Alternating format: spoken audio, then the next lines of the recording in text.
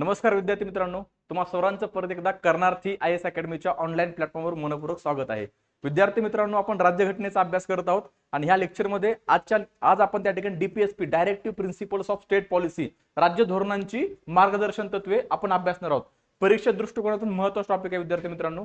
हा टॉपिक आपल्या पूर्व परीक्षेला तर महत्त्वाचा आहेच, परंतु आता एमपीएससीचा जो नवीन डिस्क्रिप्टिव्ह पॅटर्न आहे त्या डिस्क्रिप्टिव्ह पॅटर्न साठी सुद्धा हा टॉपिक महत्त्वाचा आहे. हा टॉपिक एवढा महत्त्वाचा का आहे डिस्क्रिप्टिव्हच्या वेनं सुद्धा? त्याचं कारण म्हणजे काय मित्रांनो, तर ह्यामध्ये काय आहे, तर राज्याला त्या ठिकाणी धोरण आखत असताना त्या ठिकाणी मार्गदर्शन तत्वे दिलेले आहेत. मग ह्यानुसार त्या ठिकाणी राज्याने वेगवेगळे कायदे केलेले आपल्याला पाहायला मिळतात. सो ते कायदे आणि त्या कायद्यामधून होणारं कायद्यामधून लोकांचं साधलं गेलेलं कल्याण हे आपल्याला त्या ठिकाणी डिस्क्रिप्टिव्ह पॅटर्न मध्ये किंवा वर्णनात्मक पद्धतीमध्ये महत्त्वाचं असतं. त्यामुळे हा टॉपिक आपल्याला डीपीएसपीच्या म्हणजे आपल्या डिस्क्रिप्टिव्हच्या ओरिएंटेड सुद्धा महत्त्वाचा आहे.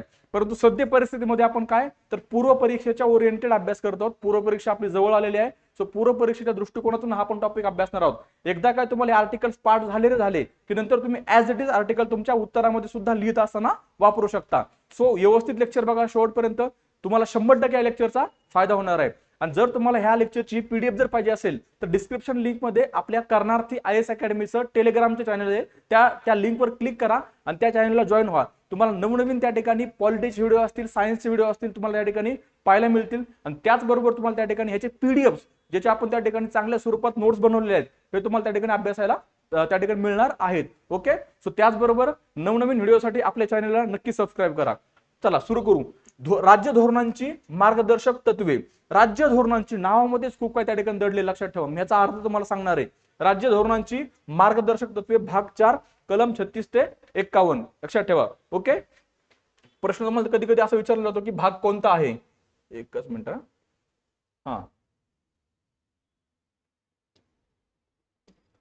थोडं इथे लिहितो बघा. पेन चेंज करू आपण. Yes,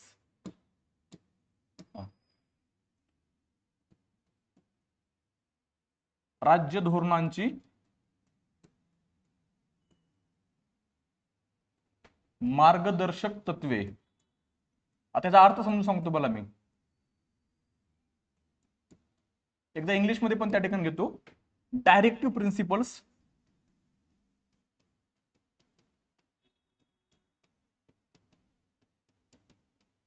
principles of state policy. बघा, जेव्हा जेव्हा राज्य लोककल्याण साधण्यासाठी काही धोरण आखत असणार आहे, जेव्हा जेव्हा राज्य लोकांचं कल्याण साधण्यासाठी धोरण आखेल त्या वेळेस राज्य त्या ठिकाणी ह्या तत्वांना फॉलो करेल. म्हणजेच काय, राज्याच्या धोरणाची राज्य धोरण आखत असताना त्या ठिकाणी हे जे तत्व आहेत 36 ते 51 मध्ये हे काय आहेत, मार्गदर्शक तत्व आहेत. ओके ना. डायरेक्टिव्ह प्रिन्सिपल्स, राज्यांना त्या ठिकाणी हे जे प्रिन्सिपल्स आहेत, हे जे तत्व आहेत काय आहेत तर त्या ठिकाणी डिरेक्शन देणारे आहेत.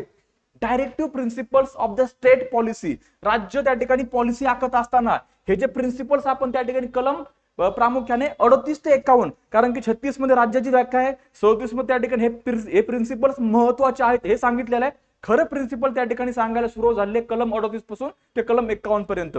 सो राज्य जेव्हा जेव्हा धोरण आखेल, राज्यापुढे त्या ठिकाणी दिशा काय असणार आहे, राज्याने कोणत्या दिशेने कोणते ध्येय ठेवून कोणत्या दृष्टिकोनातून त्या ठिकाणी धोरण आखायचे तर ह्यामध्ये सांगितलेलं आहे. ह्यामध्ये त्या ठिकाणी महिलांचं त्या ठिकाणी कल्याण, स्त्री पुरुष समानता, पर्यावरण संवर्धन असेल, आंतरराष्ट्रीय शांतता असेल, त्यानंतर अनुसूचित जाती अनुसूचित जमाती यांचं त्या ठिकाणी कल्याण असेल.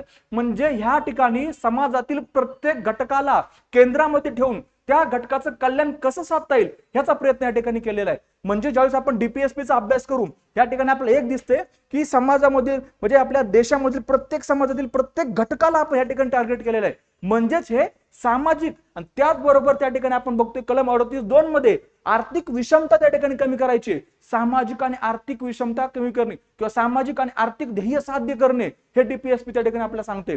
म्हणजेच काय त्या ठिकाणी की डायरेक्टिव्ह प्रिन्सिपल्स राज्याला धोरण आखत असताना कुठं जायचंय तर ह्या प्रिन्सिपल्सला सेंटरमध्ये ठेवून केंद्रामध्ये ठेवून त्या ठिकाणी धोरण आखायचे आहेत.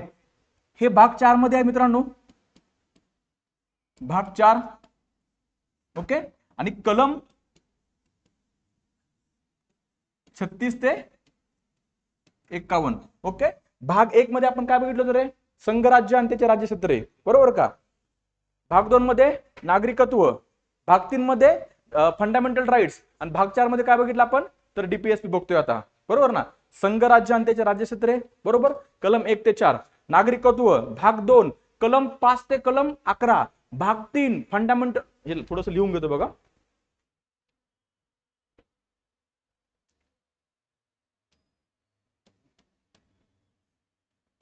भाग 1 संघराज्य, थोडंसं रिव्हिजन होऊ द्या ना, व त्याचे राज्यक्षेत्रे.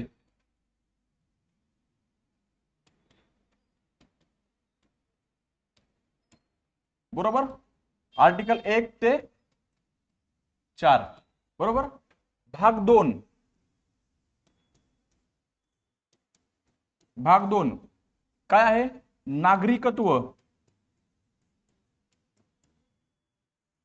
नागरिकत्व. कलम 5 ते 11, बरोबर. भाग 3 मूलभूत हक्क, फंडामेंटल राईट्स. मूलभूत हक्क कलम 12 ते 35, बरोबर, 12 ते 35. भाग 4 ज्यात आपण बघणार आहोत DPSP, directive principles of state policy, राज्य धोरणांची मार्गदर्शन तत्वे, किंवा आपण त्याला कधी कधी शॉर्ट मध्ये मार्गदर्शक तत्वे सुद्धा म्हणतो. ओके, कलम 36 ते 51. सो आतापर्यंत आपण इथपर्यंत अभ्यास केलेला आहे. याच्या अगोदर आपण त्या ठिकाणी भारतीय घटनेचे वैशिष्ट्य बघितले, त्यानंतर घटना निर्मिती बघितली. या सगळ्या गोष्टी आपण या सिरीज मध्ये अभ्यासत आहोत. ओके, आता बघा. हा,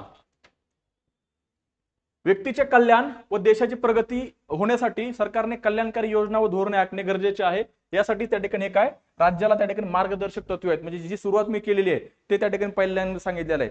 व्यक्तीचं कल्याण आणि देशाचं त्या ठिकाणी हित साधण्यासाठी त्या ठिकाणी राज्यांनी कोणते धोरण आखले पाहिजेत, या दृष्टिकोनातून काय राज्य धोरणाचे मार्गदर्शन तत्वे हे कलम 36 ते 51 मध्ये आपल्याला पाहायला मिळतात. बरोबर, मी तुम्हाला सांगितलं भाग 4 कलम 36 ते 51. पुढे बघा, त्यापैकी 38 ते 51 प्रामुख्याने यामध्ये मार्गदर्शन तत्वांचा समावेश आहे. मग 36 आणि 37 मध्ये काय मित्रांनो? 36 मध्ये राज्याची व्याख्या दिलेली आहे की जेव्हा जेव्हा त्या ठिकाणी राज्य हा शब्द त्या ठिकाणी उल्लेखला जाईल, किंवा राज्य हा शब्द ह्या स्टेटमेंटमध्ये आर्टिकल्स मध्ये तुम्हाला पाहायला मिळेल, राज्य म्हणजे नेमकं काय, what is the exactly meaning of the state, तो त्या ठिकाणी तुम्हाला सांगितलेला पाहायला मिळतोय. मग राज्यामध्ये आपण बघितलं, ह्या ठिकाणी कलम 36 मध्ये जे राज्य सांगितलेलं आहे त्या राज्याचा अर्थ भाग 3 मधील कलम 12 मध्ये सांगितलेला आहे तोच आहे. मग अर्थ एक्झॅक्टली आहे काय, की केंद्र सरकारचं कायदे मंडळ, कार्यकारी मंडळ, राज्य सरकाराचं त्या ठिकाणी कायदे मंडळ, कार्यकारी मंडळ म्हणजे विधिमंडळ, त्यानंतर स्थानिक स्वराज्य संस्था, आणि जेवढ्या काही संस्था त्या ठिकाणी सरकार, जेवढ्या काही ज्या देशामध्ये संस्था आहेत ज्यांना त्या ठिकाणी सरकार वित्त पुरवते, पैसा पुरवते, त्या सर्व संस्था त्या ठिकाणी तुम्हाला ह्या राज्याच्या व्याख्यामध्ये पाहायला मिळणार आहेत. बरोबर ना? म्हणजेच काय की 36 ते 51 त्या ठिकाणी काय सांगितलं डीपीएसपी, परंतु 36 मध्ये राज्याची व्याख्या आहे. 37 मध्ये काय सांगितलेलं मित्रांनो, की राज्य त्या ठिकाणी जरी हे धोरण न्यायप्रविष्ट जरी नसले, म्हणजे ह्यामध्ये सांगितलेले धोरण हे जर ह्या धोरणांचं त्या ठिकाणी तंतोतंत पालन राज्याने जर केलं नाही, तर त्या विरुद्ध त्या ठिकाणी सर्वसामान्य नागरिक राज्याच्या विरुद्ध कोर्टामध्ये किंवा न्यायालयामध्ये जाऊ शकत नाही. परंतु जरी हे तत्व न्यायप्रविष्ट जरी नसले तरी सुद्धा त्या ठिकाणी राज्यांना हे नैतिक दृष्ट्या बंधनकारक आहे. राज्यांनी धोरण आखत असताना या तत्वांना केंद्रामध्ये ठेवूनच त्या ठिकाणी धोरण आखले पाहिजेत, हे कलम 37 मध्ये सांगितलेलं आहे. आणि 38 पासून मग त्या ठिकाणी कलमांना एक्झॅक्टली सुरुवात झालेली आहे की एक्झॅक्टली डीपीएसपी म्हणजे काय, एक्झॅक्टली राज्यांसाठी मार्गदर्शक तत्वे म्हणजे काय, हे आपण आता त्यापुढे अभ्यासणार आहोत. ओके, हा, आता आपले जे त्या ठिकाणी मार्गदर्शक तत्वे आहेत हे आपण कुठून घेतलेत? आयर्लंडच्या त्या ठिकाणी राज्यघटनेमधून घेतले. कुठून? आयरिश किंवा आयर्लंडच्या राज्यघटनेमधून घेतलेत. आणि आयर्लंडने ते कुठून? तर स्पेनच्या किंवा स्पॅनिशच्या राज्यघटनेमधून आपल्याला घेतलेले पाहायला मिळतात. म्हणजे त्या ठिकाणी आयरिश, आयर्लंड, ओके, स्पेन, त्यानंतर पुढे काय तर आपल्याकडे भारत. बरोबर, म्हणजे काय तर अगोदर हे स्पेनच्या राज्यघटनेमध्ये आपल्याला पाहायला मिळतात.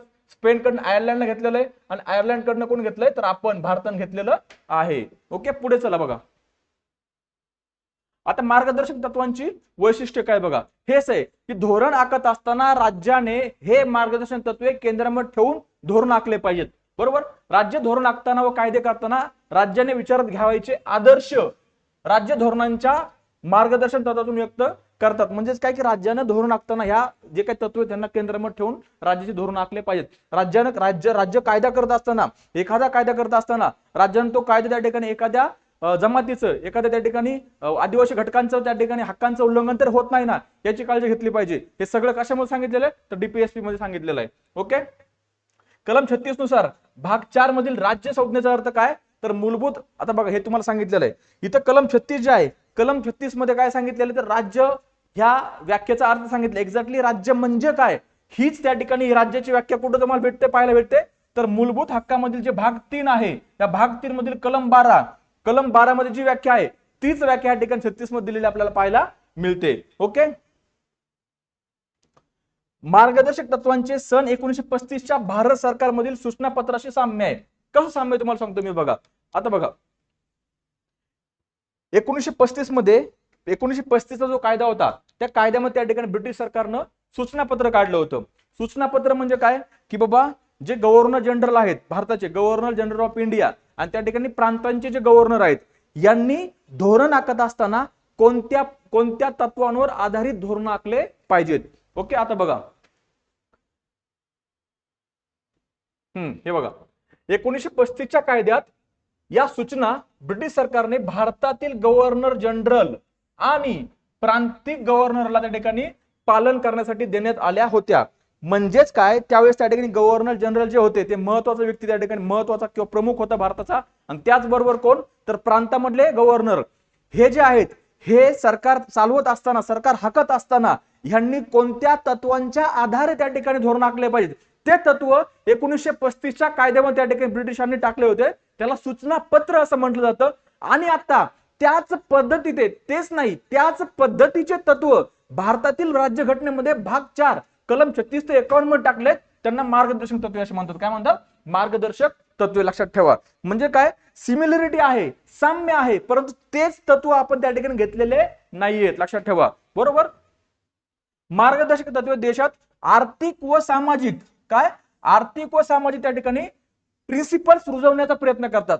म्हणजे आर्थिक त्या ठिकाणी समानता, सामाजिक समानता प्रस्थापित करण्याचा प्रयत्न कोण करताय, तर मार्गदर्शक तत्वे. आणि राजकीय जे काही उद्दिष्ट साध्य करण्याचा प्रयत्न कोण करतोय, तर मूलभूत हक्क. थोडस लिहितो बघा, राजकीय उद्दिष्टे, त्याचा प्रश्न आला होता बघा, राजकीय उद्दिष्टे मूलभूत हक्कांच्या मार्फत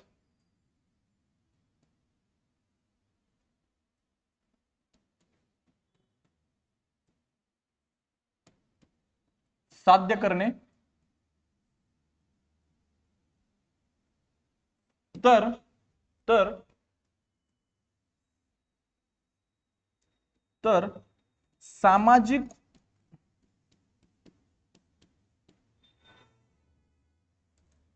व आर्थिक उद्दिष्टे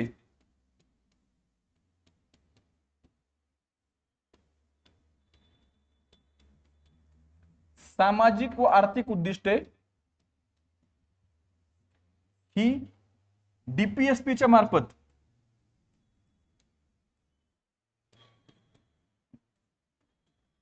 साध्य करणे,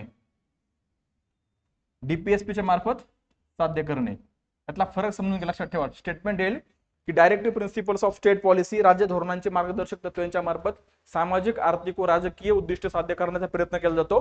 तर ते स्टेटमेंट चुकीचं असणार आहे. या ठिकाणी राजकीय हा शब्द टाकलेला आहे. राजकीय उद्दिष्ट साध्य करण्याचा प्रयत्न मूलभूत हक्कांच्या मार्फत केला जातो, तर सामाजिक आणि आर्थिक उद्दिष्ट साध्य करण्याचा प्रयत्न हे राज्य धोरणांची मार्गदर्शक तत्वांच्या मार्फत केला जातो. सो त्या ठिकाणी सिमिलरिटी नाहीये. याचा नेमका अर्थ म्हणजे काय आपण पुढे बघणार आहोत. ओके, नेमकं सामाजिक म्हणजे काय, नेमकं आर्थिक म्हणजे काय, किंवा राजकीय म्हणजे काय, हे तुम्हाला मी तुलनात्मकरित्या पुढे सांगणार आहे. पुढे बघा. यस, मार्गदर्शक तत्वे काय, तर न्याय प्रविष्ट नाहीत. स्पर्धा परीक्षेचा अभ्यास करणाऱ्या प्रत्येक मुलाला ही गोष्ट माहित आहे की मार्गदर्शक तत्वे हे न्याय प्रविष्ट नाहीत. न्याय प्रविष्ट नाहीत म्हणजे काय, की मार्गदर्शक तत्वांची अंमलबजावणी करण्यामध्ये जर सरकार अपयशी ठरलं, तर त्या परिस्थितीमध्ये तुम्ही किंवा सर्वसामान्य नागरिक सरकारच्या विरुद्ध न्यायालयामध्ये दाद मागू शकणार नाहीयेत, लक्षात ठेवा. म्हणजे काय तर कलम 39A काय सांगते, कलम 39A सांगते की प्रत्येक भारतीय नागरिकांना काय मोफत कायदेशीर सल्ला मिळाला पाहिजे. परंतु एखाद्या व्यक्तीला जर मोफत कायदेशीर सल्ला मिळाला नाही तर तो व्यक्ती त्या ठिकाणी सरकारच्या विरुद्ध न्यायालयामध्ये जाऊ शकत नाही. का? कारण की मार्गदर्शक तत्वे हे न्याय प्रविष्ट नाहीयेत. पर्यावरणाचं संवर्धन करणे 48A सांगितलेलं आहे, परंतु सरकार जर पर्यावरणाचं संवर्धन करण्यामध्ये जर अपयशी ठरलं तर सर्वसामान्य नागरिक त्या ठिकाणी न्यायालयामध्ये जाऊ शकत नाही. म्हणजेच मार्गदर्शक तत्वे हे न्याय प्रविष्ट नाहीत. या विरुद्ध मूलभूत हक्क हे न्याय प्रविष्ट आहेत. मूलभूत हक्कांचं जर त्या ठिकाणी उल्लंघन झालं तर तुम्ही आम्ही आपल्या मूलभूत हक्कांची परत त्या ठिकाणी जतन करण्यासाठी आपण कलम 32 नुसार सर्वोच्च न्यायालयामध्ये तर कलम 226 नुसार उच्च न्यायालयामध्ये जाऊ शकतो. मित्रांनो लक्षात ठेवा, हा फरक आहे. परंतु जरी मार्गदर्शक तत्वे हे न्याय प्रविष्ट जरी नसले तरी सुद्धा सरकार त्या ठिकाणी ज्यावेळेस धोरण आखेल त्या धोरणांमध्ये सरकारसाठी हे मार्गदर्शक तत्वे खूप महत्वाचे आहेत. त्याचबरोबर जेव्हा जेव्हा एखाद्या कायद्याचा अर्थ लागत नसेल तेव्हा तेव्हा न्यायालय त्या ठिकाणी ह्या तत्वांचा आधार घेऊन त्या कायद्याचा अर्थ लावू शकतो. त्याचा अर्थ म्हणजे काय मी पुढे सांगणार एक्झॅक्टली. ओके, बघा, मार्गदर्शक तत्वे न्याय प्रविष्ट नाहीत म्हणजे त्यांचे उल्लंघन झाल्यास केंद्र, राज्य किंवा स्थानिक सरकारांना त्यांच्या अंमलबजावणीसाठी न्यायालयात त्या ठिकाणी आपण त्यांच्या विरुद्ध खटला दाखल करू शकत नाहीत.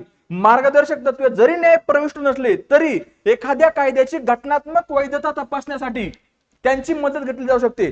एखादा कायदा हा घटनेच्या विरुद्ध आहे की नाही हे बघण्यासाठी आपण मार्गदर्शक तत्वांचा आधार घेऊ शकतो. आपण म्हणजे कोण तर न्यायालय. लक्षात ठेवा, न्यायालय काय करेल मग एखादा कायदा बनवला उदाहरणार्थ काय की मुस्लिम समुदायातील व्यक्तींनी काय केलं पाहिजे तर त्या ठिकाणी एक्स किंवा हिंदू धर्मातील लोकांनी एक्स गोष्टींचं पालन केलं पाहिजे असा कायदा त्या ठिकाणी संसदेमध्ये पारित केला. उदाहरणार्थ हा कायदा पारित केला, बरोबर, की एका विशिष्ट धर्मातील लोकांनी ह्या किंवा हिंदू किंवा मुस्लिम धर्मातील लोकांनी ह्या प्रथा रूढी परंपरेचं पालन केलं पाहिजे असा कायदा बनवला.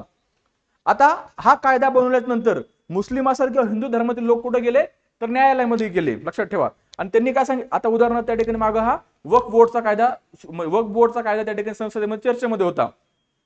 वक्फ बोर्ड संदर्भात त्या ठिकाणी कायदा संसदेमध्ये आला, बरोबर. आता वक्फ बोर्ड म्हणजे काय तर धार्मिक संदर्भात बोर्ड आहे, मुस्लिम धर्मासंदर्भात बोर्ड आहे. मुस्लिम धर्माच्या संपत्तीचं त्या ठिकाणी जे काय प्रशासन करण्याचा अधिकार त्या ठिकाणी दिला गेलेला आहे वक्फ बोर्डच्या अंतर्गत.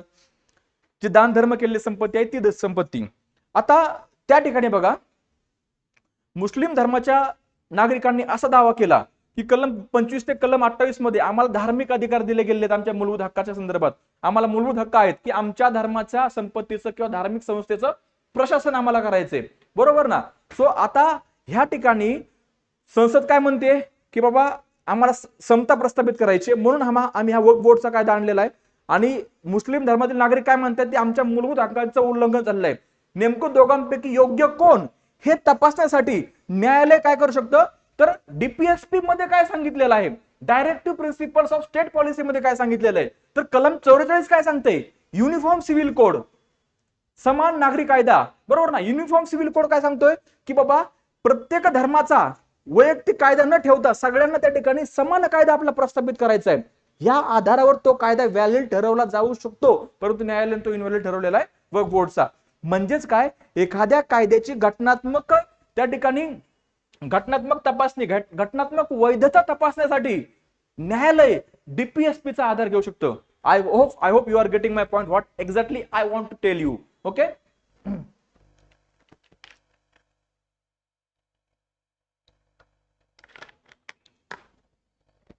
हा पुढे बघा मित्रांनो. आता बघा, आता आपण आर्टिकल्स बघायला सुरुवात करूयात.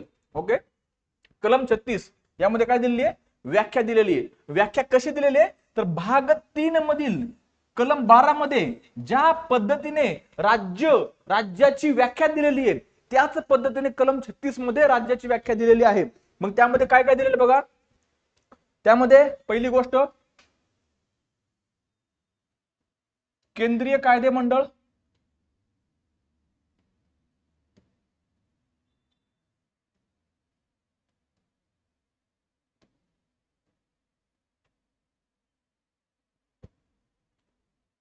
कार्यकारी मंडळ,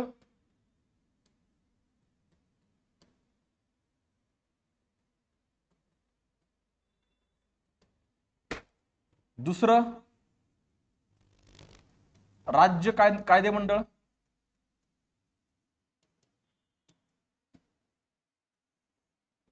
राज्य कार्यकारी मंडळ,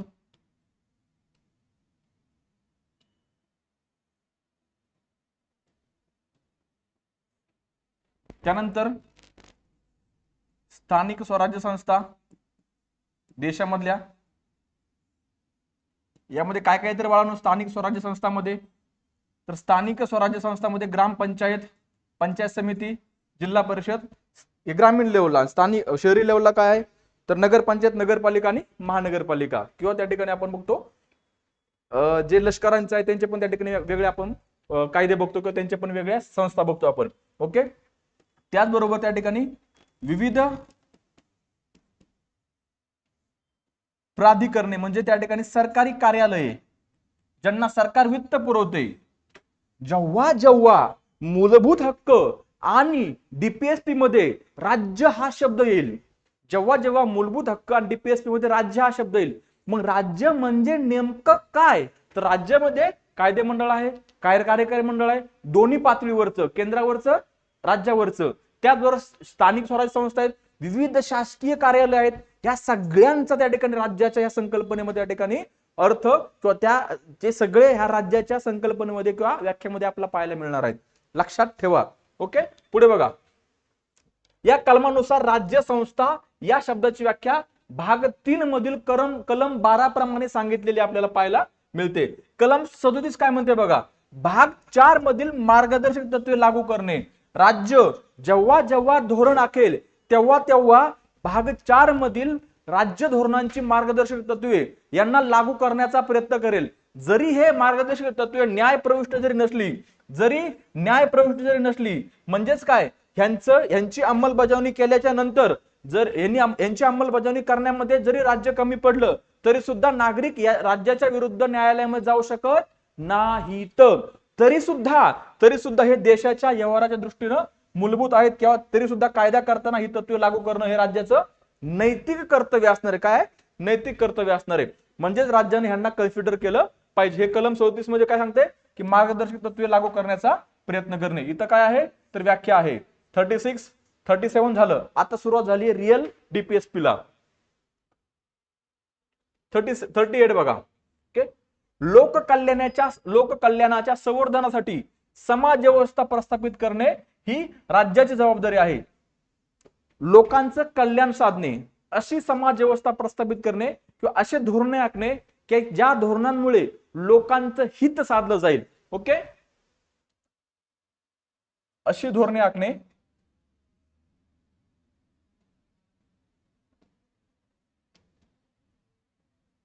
ज्यामार्फत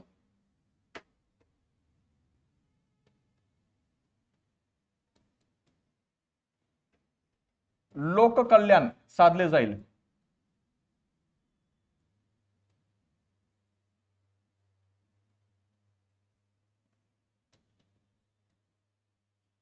लोककल्याण साधले जाईल. मग त्यामध्ये 38 मध्ये हे 1 आहे आणि हे 2 आहे. ओके, राज्य संस्था सामाजिक, आर्थिक, राजकीय न्यायाद्वारे, कोणत्या सामाजिक, आर्थिक आणि राजकीय न्यायाद्वारे राष्ट्रीय जीवनाच्या सर्व घटकांमध्ये प्रेरणा निर्माण करेल अशी समाज व्यवस्था प्रस्थापित करून लोक कल्याणासाठी प्रयत्न करेल. सरळ सरळ काय, लोक कल्याण साधण्याचा प्रयत्न करेल. राज्य धोरण आखत असताना लोकांचं हित साधण्याचा प्रयत्न करेल, एवढंच लक्षात ठेवा. आता काय या ठिकाणी इथे हे बघा, ह्याच्यामध्ये काय सांगितलेलं आहे की देशामध्ये असलेली आर्थिक विषमता म्हणजे बाळांनो काय, की काही लोकांकडे प्रचंड संपत्ती आहे व काही लोकांकडे त्या ठिकाणी काहीच संपत्ती नाहीये. काही लोक त्या ठिकाणी आपण बघतो की म्हणजे 2 वेळच्या जेवणाची पण त्या ठिकाणी आपण बघतो की ब्रेड अँड बटरचा प्रश्न त्यांच्या पुढे असतो की आज सकाळचं जेवण केलंय, संध्याकाळचे जेवण आपण कसं करणार आहोत, अशी परिस्थिती असते. आणि काही लोकांकडे प्रचंड संपत्ती आहे, त्यांना कुठे ठेवू हे सुद्धा समजत नाहीये. म्हणजे काय आहे, ही प्रचंड आर्थिक विषमता त्या ठिकाणी देशामध्ये आपल्याला पाहायला मिळते. मग ही आर्थिक विषमता कमी करण्याचा प्रयत्न कोण करेल, राज्य करेल. सध्या त्या ठिकाणी गेल्या वर्षी एक ऑक्सफॅमचा रिपोर्ट आला होता. ऑक्सफॅम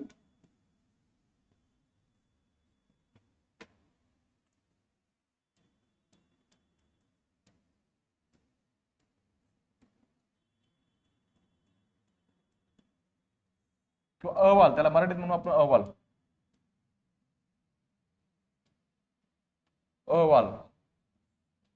ऑक्सफॅमचा अहवाल, या अहवालानुसार देशातील 1% लोकांकडे 60% संपत्ती आहे. 1% लोकांकडे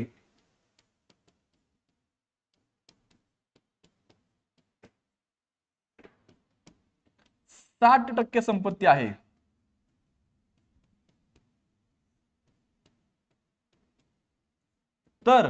तर खालच्या बॉटमच्या 40% लोकांकडे, खालून 40% म्हणजे आपण त्यामध्ये आलो, लोकांकडे 1% संपत्ती आहे.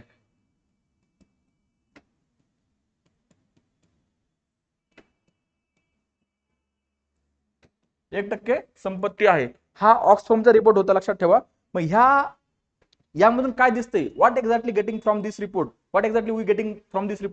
की there is the economical inequality in the country. आर्थिक विषमता प्रचंड मोठ्या प्रमाणात आपल्याला पाहायला मिळते. मग ही आर्थिक विषमता कमी करणं हे कोणाचं कर्तव्य आहे? हे राज्याचं कर्तव्य आहे. हे कोण सांगतंय? कलम 38(2). आता हे कलम 38(2) जे आहे हे 44वी घटना दुरुस्ती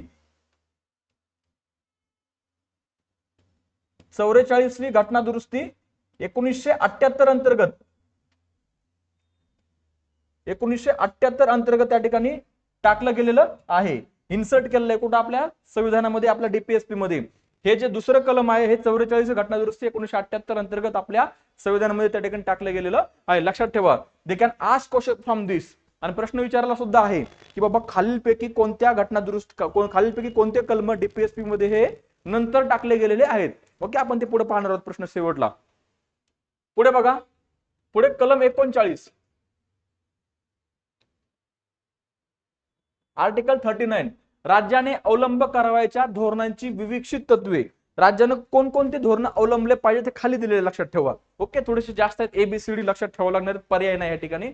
आता बघा, ए सांगते 39A स्मॉल, कॅपिटल नाही स्मॉल, बरोबर ना? कारण की 39 एक कॅपिटल वेगळं आहे. जे काय सांगते? कायदेविषयक मोफत सल्ला.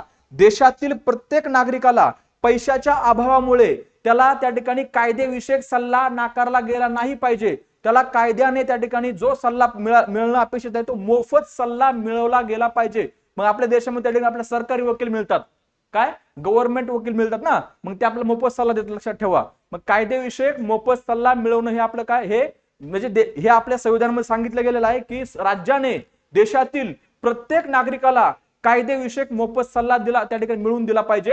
हे 39 कॅपिटल ए आहे, लक्षात ठेवा. ते वेगळं आहे, आणि हे वेगळं आहे. ते कॅपिटल ए जे आहे ना ते आपल्या संविधानामध्ये त्या ठिकाणी 42वी घटना दुरुस्ती 1978च्या अंतर्गत टाकलं गेलेलं आहे. आणि हे जे स्मॉल आहे हे अगोदरपासून आहे. ओके, ह्यामध्ये काय सांगितलं बघा, स्त्री व पुरुषांना उपजीविकेचे साधन मिळवण्याचा समान हक्क. म्हणजे स्त्री असेल किंवा पुरुष असेल, यांना राज्य काय करून देईल? त्यांना पोटा पाण्यासाठी त्या ठिकाणी काम करण्याचं काहीतरी ऑप्शन क्रिएट करून देईल, उपजीविकेचे समान साधन उपलब्ध करून देईल. मग आपल्या राज्यानं काय केलं? मनरेगा. काय केलं? MNREGA, Mahatma Gandhi national rural employment guarantee act, MNREGA त्या ठिकाणी स्थापन केलं. या अंतर्गत देशातील जे ग्रामीण भागातील लोक आहेत यांना 100 दिवस शाश्वत काम सरकार देणार आहे. म्हणजे गॅरंटेड त्या ठिकाणी एम्प्लॉयमेंट त्यांना सरकार देणार आहे. स्त्री व पुरुषांना त्या ठिकाणी उपजीविकेचा समान हक्क. लक्षात ठेवा. 39A स्मॉल ए, 39B सामूहिक हिताच्या दृष्टीने समाजातील भौतिक साधन संपत्तीची मालकी नियंत्रणाची विभागणी व्हावी. म्हणजे समाजामध्ये जी काही साधन संपत्ती आहे या साधन संपत्तीची विभागणी करत असताना सर्वांना समान पातळीवर करायची. लक्षात ठेवा. हे जे तत्व आहे थोडं समाजवादी तत्व आहे. कसं आहे? समाजवाद म्हणजे काय तुम्हाला सांगणार आहे. हे जे मार्गदर्शक तत्व आहेत आपण प्रामुख्याने समाजवादी, उदारमतवादी आणि गांधीवादी 3 प्रकारच्या आयडिओलॉजी मध्ये आपण त्यांना विभागतो. ते आपण पुढे अभ्यासणार आहोत. ओके ना. म्हणजे समाजामध्ये असलेली साधन संपत्ती ही त्या ठिकाणी अशा पद्धतीने विभागली गेली पाहिजे की जेणेकरून काय करायचं आपल्याला त्या ठिकाणी, तेच त्या ठिकाणी विभागणी समान पातळीवर करायची. ओके, समाजवादी तत्व लक्षात ठेवा. कलम 39C आर्थिक व्यवस्थेच्या अंमलबजावणीमुळे सामूहिक हितास बाधा होईल अशा प्रकारे संपत्ती व उत्पादन साधने यांचे केंद्रीकरण होऊन देणे. म्हणजे संपत्तीचं केंद्रीकरण होऊन द्यायचं नाही. संपत्ती विशिष्ट लोकांच्या हातामध्ये एकवटली गेली नाही पाहिजे असं कोण सांगते? कलम 39C सांगत आहे. कलम 39D बघा, स्त्री व पुरुष यांना समान कामासाठी त्या ठिकाणी समान वेतन मिळावं. जर एखादी स्त्री एखाद्या ठिकाणी एखाद्या हॉटेल्समध्ये किंवा एखाद्या कंपनीमध्ये मॅनेजर पदावर आहे, तिचं शिक्षण त्या ठिकाणी सारखं झालेलं आहे, आणि दुसरा पुरुष आहे, तो पण त्याच त्या ठिकाणी मॅनेजर पोस्टवरच आहे, दोघांचं शिक्षण सेमच आहे, दोघे सारखंच काम करतायत, तर त्या परिस्थितीमध्ये दोघांनाही समान वेतन मिळालं पाहिजे, लक्षात ठेवा. आणि हे कोण सुनिश्चित करेल, तर हे राज्य सुनिश्चित करेल. जरी एखादी कंपनी प्रायव्हेट असली तरी सुद्धा त्या प्रायव्हेट कंपनीला त्या ठिकाणी निर्देश किंवा आदेश हे राज्य देऊ शकतं. का? कारण कलम 39D काय सांगते, तर समान कामासाठी स्त्री आणि पुरुषांना समान वेतन मिळालं पाहिजे. ओके, स्त्री व पुरुषांना समान वेतन मिळावं. कलम 39C, स्त्री व पुरुष कामगारांचे आरोग्य व ताकद आणि बालकांचे कोवळे वय यांचा दुरुपयोग होऊ नये. म्हणजे काय की बाबा पुरुष जे काही बालके असतील, महिला असतील, हे त्या ठिकाणी कामासाठी म्हणजे आपण म्हणतो की physically they are not fit, मग त्यांना अशा ठिकाणी काम करायला लावू नये की जेणेकरून त्यांचं त्या ठिकाणी शोषण होईल. बरोबर. पुढे बघा, EF, बालकांना मुक्त व प्रतिष्ठापूर्वक निरामय पद्धतीने विकास करण्यासाठी संधी व सुविधा उपलब्ध करून द्याव्यात. बालकांना त्या ठिकाणी एक चांगलं जीवन मिळवून देण्याचं काम कोण करेल, तर राज्य करेल. हे जे कलम आहे हे 42वी घटना दुरुस्ती 1978 अंतर्गत त्या ठिकाणी आपल्या संविधानामध्ये टाकलेलं आहे. कलम 39CF हे 42वी घटना दुरुस्ती 1976 अंतर्गत त्या ठिकाणी आपल्या संविधानामध्ये इन्सर्ट केलेलं आहे, टाकलेलं आहे. आता बघा पुढे, हे बघा, हे तुम्हाला सांगितलं कलम 39C हे सुद्धा 42वी घटना दुरुस्ती 1976 अंतर्गत आपल्या संविधानामध्ये टाकलेलं आहे. हे काय सांगते, कायदेविषयक मोफत सल्ला. कायदेविषयक काय? मोफत सल्ला. समाजातील प्रत्येक व्यक्तीला कायद्यात त्या ठिकाणी मोफत सल्ला मिळवून देण्याचं कर्तव्य हे कोणाचं आहे?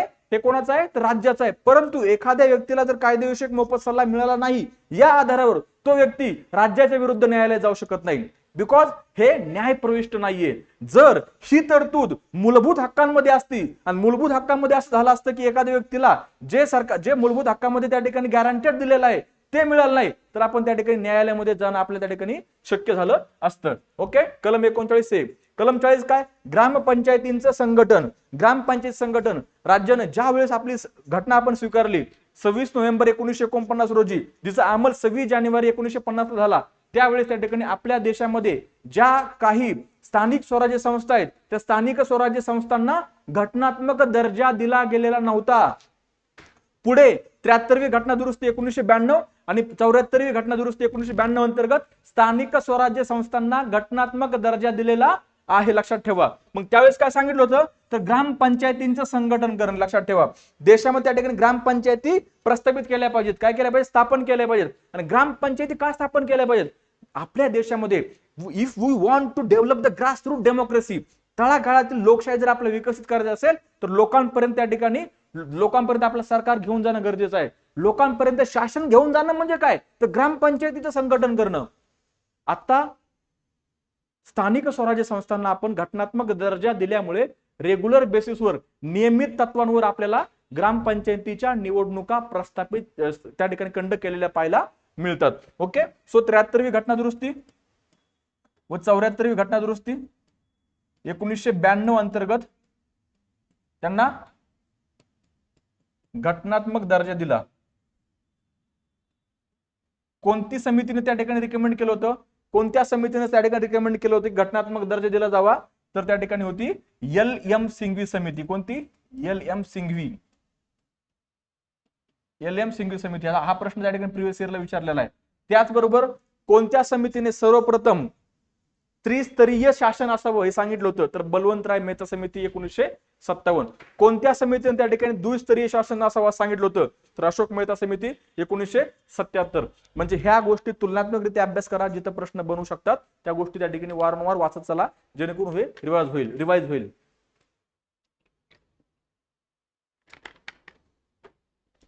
चला पुढे झाला.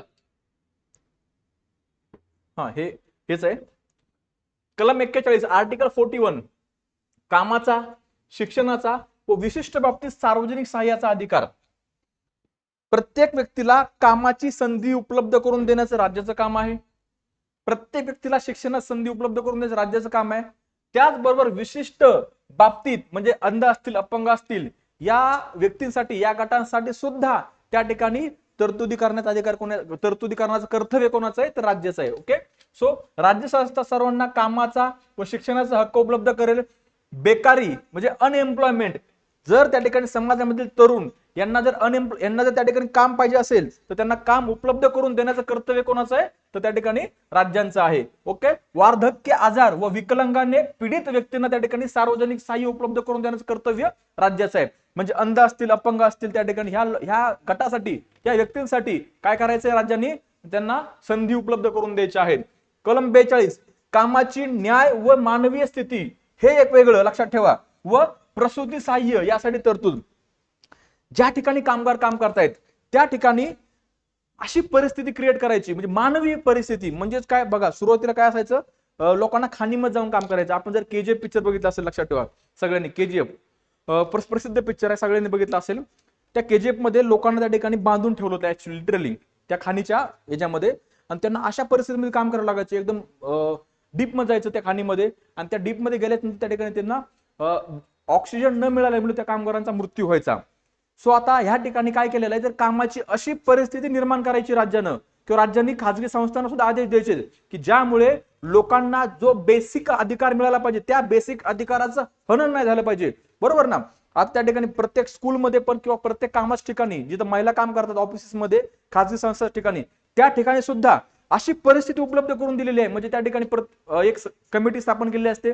महिलांना जर त्या कामाच्या ठिकाणी कोणी छळत असेल, कोणी त्रास देत असेल, कोणी सेक्शुअल अब्यूज करत असेल तर त्या महिलांना त्या ठिकाणी कंप्लेंट करण्याचा अधिकार आहे. वेगवेगळ्या कॉलेजेसमध्ये सुद्धा त्या ठिकाणी कमिट्या आहेत. पोलीस स्टेशनमध्ये सुद्धा त्या ठिकाणी महिलांचं एक वेगळं पथक आहे. ते पथक त्या ठिकाणी प्रत्येक शाळेमध्ये जाऊन काय करतं, तर त्या ठिकाणी प्रत्येक शाळेमध्ये जाऊन, कॉलेजमध्ये जाऊन त्या ठिकाणी जनजागृती करतं. कामाच्या ठिकाणी सुद्धा त्या ठिकाणी ते पथक जाऊन त्या ठिकाणी जनजागृती करतं. बरोबर. सो अशी परिस्थिती निर्माण करायची जेणेकरून त्या लोकांचे बेसिक जे फंडामेंटल राईट्स आहेत त्यांचं उल्लंघन नाही झालं पाहिजे. बरोबर. त्याचबरोबर प्रसूती सहाय्य. प्रसूती सहाय्य म्हणजे काय, तर जो काय त्या ठिकाणी प्रसूतीचा कालावधी आहे, जो काय डिलिव्हरीचा जो काय 9 महिन्याचा पिरियड असतो, त्या पिरियडमध्ये महिलांना त्या ठिकाणी आर्थिक सहाय्य त्या ठिकाणी उपलब्ध करून देणे. मग सरकारने वेगवेगळ्या योजना केल्यात. आपल्याकडे बघतो की जननी योजना आहे, मातृत्व वंदना योजना आहे, इंदिरा गांधी मातृत्व योजना, असं काहीतरी योजनेचं नाव आहे. ह्या काळामध्ये त्या ठिकाणी प्रत्येक महिलेला एक आहार मिळावा यासाठी एक मला वाटतं 1,500 रुपये त्या ठिकाणी प्रत्येक महिला खात्यावर मिळतात. त्याचबरोबर तुम्ही जर त्या ठिकाणी गव्हर्नमेंट एम्प्लॉईड असाल तर तुम्हाला त्या ठिकाणी त्या काळामध्ये तुम्हाला सुट्टी पण मिळते, वरून तुम्हाला वेतन सुद्धा मिळतं. म्हणजे हे सगळं त्या ठिकाणी आपल्या गव्हर्नमेंटनं केलेलं आहे. बरोबर. हे कुठं मेन्शन केलंय, तर डीपीएसपी मध्ये कलम 42 आर्टिकल 42 लक्षात ठेवा. बरोबर ना. पुढे बघा, कलम 43 कामगारांचे निर्वाह वेतन. निर्वाह वेतन म्हणजे काय, कृषी व औद्योगिक क्षेत्रात काम करणाऱ्या कामगारांना, बरोबर ना, म्हणजे त्यांना त्या ठिकाणी चांगलं वेतन तर मिळावं, परंतु त्या कामाच्या नंतर ज्यावेळेस ते रिटायरमेंटच्या फेजमध्ये असतील, म्हणजे त्यांना ज्यावेळेस रिटायरमेंट किंवा ते रिटायर होतील त्यानंतर सुद्धा त्यांना त्या ठिकाणी वेतन कसं सुनिश्चित करता येईल. म्हणजे त्यानंतर आपण काय केलं, पीएफ ची योजना आपण बघतो. लक्षात ठेवा, खाजगी कंपन्यांमध्ये सुद्धा कामगारांना पीएफ दिला जातो, प्रोव्हिडंट फंड, जेणेकरून एकदा काय ते कामगार रिटायर झाल्याच्या नंतर त्यांना तो प्रोव्हिडंट फंड वापरता आला पाहिजे. त्यांचं जे रिटायरमेंटचं आयुष्य असेल त्यामध्ये त्यांना तो फंड वापरता आला पाहिजे. म्हणजे ह्या सगळ्या योजना किंवा ह्या सगळे कायदे तरतुदी कोणी केलेले आहेत, तर राज्याने केलेले आहेत. आणि हे राज्याला करायला कोणी सांगितलेलं आहे, तर आपल्या संविधानामध्ये सांगितलेलं आहे. राज्यांनी धोरण आखत असताना ह्या गोष्टी डोक्यात ठेवायच्या आहेत. If state is sketching the म्हणजे राज्य जर if state is making the policy, then state has to keep the directive principle of state policy in their mind, की आपल्याला कुठं जायचंय, कोणत्या दिशेने आपल्याला वाटचाल करायची, तर ह्या दिशेने वाटचाल करायची. ह्या दिशे म्हणजे अंध, अपंग, महिला, एससी, एसटी, आदिवासी सगळ्यांसाठी त्या ठिकाणी तरतुदी आपल्याला डीपीएसपी मध्ये पाहायला मिळतात. मग त्या ठिकाणी जर मी तुम्हाला प्रिव्हियस लेक्चर मध्ये सुद्धा सांगितलं, जे आपले BN राव जे आहेत सल्लागार, आपल्या संविधान सभेचे सल्लागार जे होते, ते म्हणतात की जर हे जे सगळे जे काही डीपीएसपी जर इम्प्लिमेंट झाले तर त्या ठिकाणी आपलं राज्य खूप चांगल्या दिशेने त्या ठिकाणी वाटचाल करेल. ओके. काय आर्टिकल, काय त्या ठिकाणी कमेंट्स आहेत ते मी पुढे सांगणार आहे. पुढे बघा, ग्रामीण क्षेत्रामध्ये जे त्या ठिकाणी वैयक्तिक व्यवसाय असतात किंवा सहकारी तत्वावर त्या कुटीर उद्योगांचं संवर्धन करणे. छोट्या मोठ्या क्षेत्रांना त्या ठिकाणी काय करायचं, आपलं संवर्धन करायचंय. मग बघा, छोटे मोठे जे उद्योग आहेत किंवा कुटीर उद्योग आहेत त्यांना काय करायचं, आपला त्यांचं कन्झर्वेशन किंवा संवर्धन करायचंय. मग लगेच सरकारनं काय केली, पीएम मुद्रा योजना आली का. मुद्रा योजना काय करते, तर स्मॉल स्केलचे बिझनेसेस त्यांना लोन देते. Government is doing everything to implement the DPSP. जरी डीपीएसपी न्याय प्रविष्ट जरी नसले तरी सुद्धा त्या डीपीएसपी ना न्याय प्रविष्ट करण्यासाठी सरकारने वेगवेगळे कायदे केले आपल्याला पाहायला मिळतात, लक्षात ठेवा. ओके. कलम 43 आहे उद्योगांच्या व्यवस्थापनात कामगारांचा सहभाग. जे काही उद्योग आहेत, वेगवेगळ्या इंडस्ट्रीज मधील जे काही मॅनेजमेंट आहे, त्या मॅनेजमेंट मध्ये त्या ठिकाणी काम करणाऱ्या कामगारांना तुम्ही त्यांचा सहभाग घ्या, त्यांचं त्या ठिकाणी मत जाणून घ्या, तेव्हाच त्या ठिकाणी त्या इंडस्ट्रीचे प्रोग्रेसमेंट होणार आहे. म्हणजेच त्या ठिकाणी काय तर उद्योगाच्या व्यवस्थापनात त्या ठिकाणी कामगारांचा सहभाग 43A. परत मित्रांनो 42वी घटना दुरुस्ती 1976.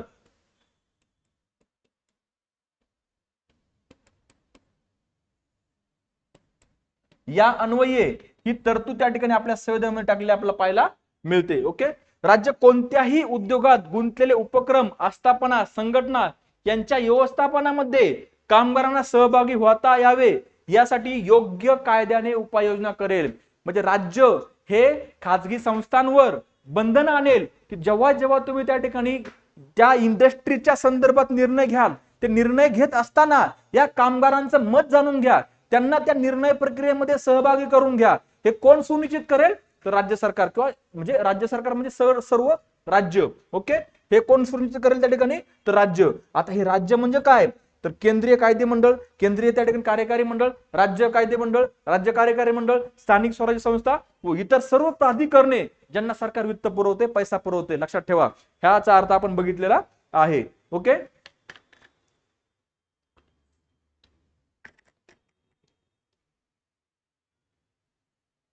पुढे बघा 43B सहकारी सोसायट्यांना प्रोत्साहन. 97वी घटना दुरुस्ती 2011. या अन्वये त्या ठिकाणी ही तरतूद काय केलेली आहे तर डीपीएसपी मध्ये पुट केलेली आहे. त्याचबरोबर त्या ठिकाणी सहकारी सोसायट्या स्थापन करणे हा मूलभूत हक्क सुद्धा आहे. कलम 19 मध्ये ह्याला त्या ठिकाणी पुट केलेलं आपल्याला पाहायला मिळतं. सहकारी सोसायटी म्हणजे काय मित्रांनो की बघा आपण बघतो गावाकडे सहकारी कारखाने असतात, बरोबर ना, ऊसाचे कारखाने असतात. ऊसाच्या कारखान्यांना त्या ठिकाणी स्थापन करत असताना जे शेतकरी शेअर्स भरतात, काय भरतात शेअर्स भरतात. म्हणजे त्या ठिकाणी लोक एकत्र येतात, लोक पैसे जमा करतायत आणि एखादी संस्था किंवा एखादा कारखाना सुरू करतायत. म्हणजे हे सुरू करण्याचा मूलभूत हक्क. आणि हे जे सहकारी सोसायटी आहेत यांना राज्यानं प्रोत्साहन दिलं पाहिजे असं त्या ठिकाणी कलम 43B मध्ये सांगितलेले. आणि तरतूद कधी त्या ठिकाणी इन्सर्ट केले संविधानामध्ये तर 97वी घटना दुरुस्ती 2011 अन्वये. ओके. सहकारी सोसायट्यांची स्वइच्छेने स्थापना करणे, स्वायत्तपूर्ण कार्य करणे, लोकशाही पद्धतीने नियंत्रण करणे, व्यावसायिकरित्या यास प्रोत्साहन देण्यासाठी राज्य संस्था प्रयत्नशील राहील. म्हणजे ह्यांना प्रोत्साहन देण्याचं काम राज्याचं आहे. कोणाला सहकारी सोसायट्यांना. ओके. पुढे काय बघा नागरिकांना एकरूप नागरिक संहिता किंवा समान नागरिक संहिता किंवा इंग्लिश मध्ये युनिफॉर्म सिव्हिल कोड. प्रचंड गाजलेलं आर्टिकल, प्रचंड चर्चित असलेलं आर्टिकल. दरवर्षी या संदर्भात काही ना काहीतरी घडामोड घडते. दरवर्षी संसदेमध्ये याच्यावरून वादविवाद होतात, सर्वसामान्य नागरिकांमध्ये चर्चा होते. खूप साऱ्या लोकांना ह्या आर्टिकल संदर्भात मिसअंडरस्टँडिंग आहे. समान नागरिक कायद्यामध्ये जेव्हा त्या ठिकाणी मी गावाकडे जायचो, गावाकडे त्या ठिकाणी लोक बोलायचे बाबा काय सगळ्यांसाठी समान नागरिक कायदा वगैरे केला पाहिजे वगैरे वगैरे. कारण की आपल्या देशामध्ये असलेले काही विशिष्ट सरकारे, विशिष्ट पक्षांची सरकारे की समान नागरिक कायदा लागू व्हावा यासाठी प्रयत्न करतायत आणि काही विशिष्ट सरकार त्याला विरोध करतायत. मी कोणाचं नाव घेणार नाही या ठिकाणी. ओके. मग या समान नागरिक कायद्याबद्दल लोकांमध्ये मिसकॉन्सेप्ट काय आहे किंवा की त्यांना असं वाटतं की समान नागरिक कायदा म्हणजे काय की देशामध्ये आपले आरक्षण आहे, आरक्षण समान नागरिक कायदा लागू झाला म्हणजे सगळ्यांचं आरक्षण गेलं, सगळे एका लेवलला आले. ही मिसकॉन्सेप्ट लोकांमध्ये आहे, लक्षात ठेवा. बरोबर. त्यामुळे समान नागरिक कायदा म्हणजे जे आपण समजतो किंवा जे गावाकडे लोक समजतायत तसं नाही. समान नागरिक कायदा म्हणजे काय बघा प्रत्येकाच्या धर्मामध्ये प्रत्येकाला त्या ठिकाणी वैयक्तिक लेवलला धर्माची रूढी परंपरा कशी पाळावी या संदर्भात त्या ठिकाणी नियमावली आपल्याला आपल्या धर्मामध्ये पाहायला मिळते. म्हणजे मग उदाहरण जर घेतलं आपण तर मुस्लिम धर्मामध्ये काय की लग्नासंदर्भात नियमावली आहे. त्याबरोबर त्या ठिकाणी जो काय आपण बघतो सोडचिठ्ठी डिवोर्स म्हणतो, डिवोर्स संदर्भात त्या ठिकाणी नियमावली आहे. ही जी वेगवेगळ्या धर्माची वेगवेगळी नियमावली आहे, ही नियमावली संपून सर्व धर्मांसाठी, सर्व धर्मातील लोकांसाठी एकरूप संहिता, एकरूप नागरिक संहिता असली पाहिजे, जेणेकरून लोकांचं कल्याण साधलं जाईल. मध्यंतरी 2019-20 मध्ये 21 मध्ये ही युनिफॉर्म सिव्हिल कोड प्रचंड चर्चेमध्ये होता. युनिफॉर्म सिव्हिल कोड चर्चेमध्ये काय होता की मुस्लिम धर्मामधील जे काही महिला आहेत ह्या महिलांनी त्या ठिकाणी कोर्टामध्ये अपील केली होती की आम्हाला त्या ठिकाणी समान नागरिक कायदा द्या, आम्हाला त्या ठिकाणी समान हक्क द्या. आमच्याबद्दल त्या ठिकाणी काय होते की आमच्याबरोबर लग्न केलं जाते त्या ठिकाणी आणि नंतर आम्हाला त्या ठिकाणी सोडून दिलं जाते. सो हे जे हा जो खटला आहे हा खटला त्या ठिकाणी सुप्रीम कोर्टामध्ये प्रचंड गाजला होता. सो जे देशामधील मेजर रिलीजन आहेत ह्या रिलीजन मधील लोकांसाठी समान नागरिक कायदा युनिफॉर्म सिव्हिल कोड आणि युनिफॉर्म सिव्हिल कोड लागू केला जावा यासाठी आंबेडकर त्या ठिकाणी अग्रेसिव्ह होते. आंबेडकरांनी संविधान सभेचे जे डिबेट सेशन्स आहेत त्यामध्ये सांगितलं होतं की समान नागरिक कायदा लागू केला जावा जेणेकरून जे मुस्लिम धर्म असेल किंवा इतर हिंदू धर्मातील महिला असतील ह्या महिलांचं अपलिफ्टमेंट होईल, त्यांना त्या ठिकाणी समान पातळीवर किंवा त्यांचं त्या ठिकाणी आर्थिक किंवा सामाजिक कल्याण साधण्यासाठी त्या ठिकाणी प्रयत्न केला जावा. ओके, पुढे बघा कलम 45 6 वर्षाखालील बालकांचे संगोपन व शिक्षण. ओके, आता ह्यामध्ये थोडीशी आपण बघतो की थोडंसं काय केलंय तर दुरुस्ती केलेली. काय केलं सांगतो बघा तुम्हाला. 86वी घटना दुरुस्ती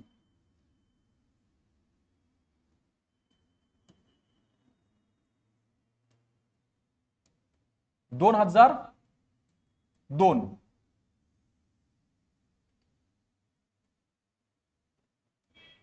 86वी घटना दुरुस्ती 2002 या घटना दुरुस्ती अन्वये वय वर्षे 6 ते वय वर्षे 14 मधील जे काही मुलं आहेत या बालकांना मोफत आणि सक्ती शिक्षण केले. लक्षात ठेवा.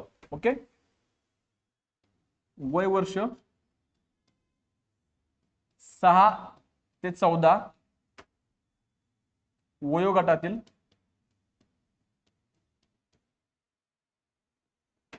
बालकांना मोफत, लक्षात ठेवा मोफत व सक्तीचे, सक्तीचा शब्द असल्यामुळे ग्रामीण भागामधील मुलांना बळच पास करतात किंवा कुठेही की नाही 8वी पर्यंत मुलाला पास करायचंय.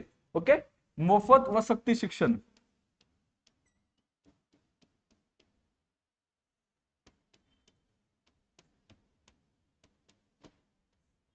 मोफत व सक्तीचे शिक्षण, बरोबर ना. हे आता मूलभूत हक्क केलेला आहे. मग आर्टिकल 21A कलम 21A मध्ये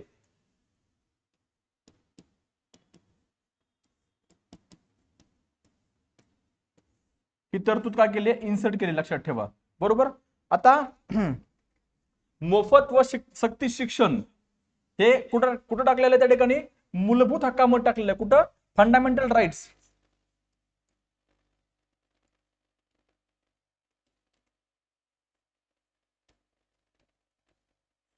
हे मूलभूत हक्कामध्ये टाकलंय, बरोबर का. आता हे मोफत व सक्ती शिक्षण कधी केलेलं आहे लक्षात ठेवा. हे केलेलं आहे 2002 ला केलंय. कधी केलंय 2002 ला केलंय. आता हे मोफत व सक्ती शिक्षण ही तरतूद अगोदर कलम 45 मध्ये directive principle of state policy DPSP मध्ये होतं.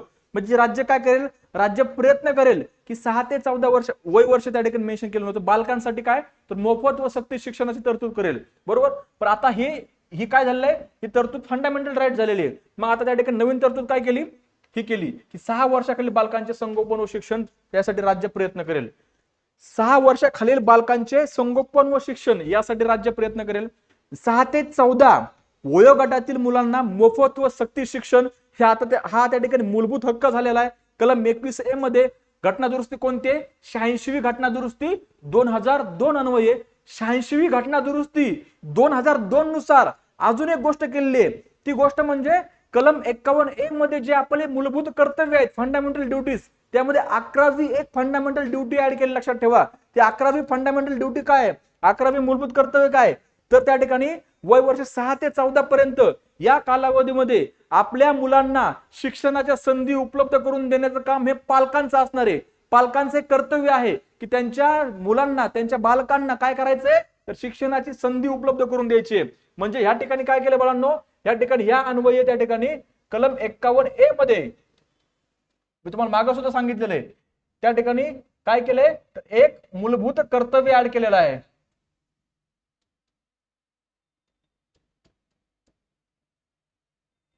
मूलभूत कर्तव्य ऍड केलेलं आहे. ते कर्तव्य काय सांगते 6 ते 14 वयोगटातील मुलांना शिक्षणाची संधी उपलब्ध करून देण्याची जबाबदारी कोणाची आहे तर त्या मुलाच्या पालकाची आहे. लक्षात ठेवा. बरोबर. मग आपण हे बघितलेलं आहे कलम 45. पुढे बघा. राज्य संस्था बालकाचे वय 6 वर्षाचे होईपर्यंत त्यांचे संगोपन करण्यासाठी व शिक्षणाची तरतूद करेल. कलम 46 राज्य संस्था अनुसूचित जाती अनुसूचित जमाती व इतर दुर्बल घटक म्हणजे ओबीसी अदर बॅकवर्ड क्लास यांचे गणित व आर्थिक हितसंवर्धन विशेष काळजीपूर्वक करेल. SC ST OBC या जमातीचे, या कम्युनिटीज काय करणार त्या ठिकाणी, तर आर्थिक त्या ठिकाणी हितसंवर्धन म्हणजे त्यांच्या ठिकाणी आर्थिक संवर्धन, आर्थिक जे काही हितसंबंधी असतील हे जपण्याचा प्रयत्न कोण करेल, तर राज्य करेल. मग यासाठी आपण बघतो की त्या ठिकाणी खूप साऱ्या त्या ठिकाणी तरतुदी आपण बघतो. SC category, ST category, OBC category मुलांसाठी आपण बघतो की शिक्षणामध्ये जे काय शाळेमध्ये कॉलेजेसमध्ये फीज आहे त्या फीज मध्ये त्या ठिकाणी सरकार काय करते, तर त्यांना सूट देते. बरोबर. पुढे बघा कलम 47 आर्टिकल 47 राज्यातील नागरिकांचे पोषणमान व राहणीमान उंचावणे आणि सार्वजनिक आरोग्य सुधारणा करणे हे राज्याचे कर्तव्य. जनरल स्टेटमेंट आहे की बाबा आरोग्य, पोषण, राहणीमान या कशा सुधारतील यासाठी काय करेल, तर राज्य प्रयत्न करेल. ओके. त्याचबरोबर मादक पेय व आरोग्यास अपायकारक असणारे अंमली पदार्थ औषधीय प्रयोजनाखेरीज सेवनावर त्याची बंदी आणण्यासाठी राज्य प्रयत्न करेल. म्हणजे दारूबंदी करण्याचा प्रयत्न करेल. तुम्हाला वाटतंय का राज्य असं करेल? नाही करणार. का करेल राज्य असं? प्रचंड पैसा मिळतोय ना, कर मिळतोय दारूमधनं. कोरोनामध्ये सगळं बंद होतं पण दारूचे दुकान सुरू होते. राज्य असं करू शकत नाही, करणारच नाही. कारण की जो रिव्हेन्यू आहे, जो कर आहे, जो पैसा आहे ह्या सेक्टरमधून जास्त मिळतोय. हे सांगितलेलं आहे फक्त की राज्याने करण्याचा प्रयत्न करावा, पण definitely state will not do this. Okay. गुजरातमध्ये मला वाटतं दारूबंदी आहे. बिहारमध्ये दारूबंदी केली होती. बिहारमध्ये दारूबंदी केल्याच्या नंतर बेकायदेशीरपणे, अवैधपणे दारू बनवली जाऊ लागली. म्हणजे त्या ठिकाणी आपण म्हणतो ना गावठी दारू, देशी दारू, फुगा म्हणतो त्याला आपण, नाही का, ते ताडी किंवा हातभट्टी टाईपच्या दारू असतात. ह्या दारू त्या ठिकाणी स्थानिक लोकल लेवल लोक बनवू लागले आणि त्या दारू बनवत असताना खूप चुकीच्या पद्धतीचे जे इन्ग्रेडियंट्स ते वापरले त्यामध्ये. म्हणजे जे पदार्थ वापरले किंवा जी दारू 8-8 दिवस त्या ठिकाणी साठवून ठेवली गेली आणि ते दारूचं नंतर विषामध्ये रूपांतर झालं आणि 50-60 लोक त्या ठिकाणी ते दारू पिऊन मृत्युमुखी पडले. ही घटना बिहारमध्ये घडलेली 4-5 वर्षापूर्वी. ओके. बघा पुढे बघा कलम 48 कृषी व पशुसंवर्धन व संघटन. बरोबर ना. कृषी क्षेत्रात त्या ठिकाणी संवर्धन करणे, जे काय आपले जे काय गायी असतील, गुरे असतील, जे काय दुभती जनावरे असतील यांचं कसं संवर्धन करता येईल यासाठी राज्य प्रयत्न करेल. ओके ना. आधुनिक पद्धतीने व शास्त्रीय पद्धतीने कृषी संवर्धन व पशुसंवर्धन करण्यास राज्य प्रयत्नशील राहील.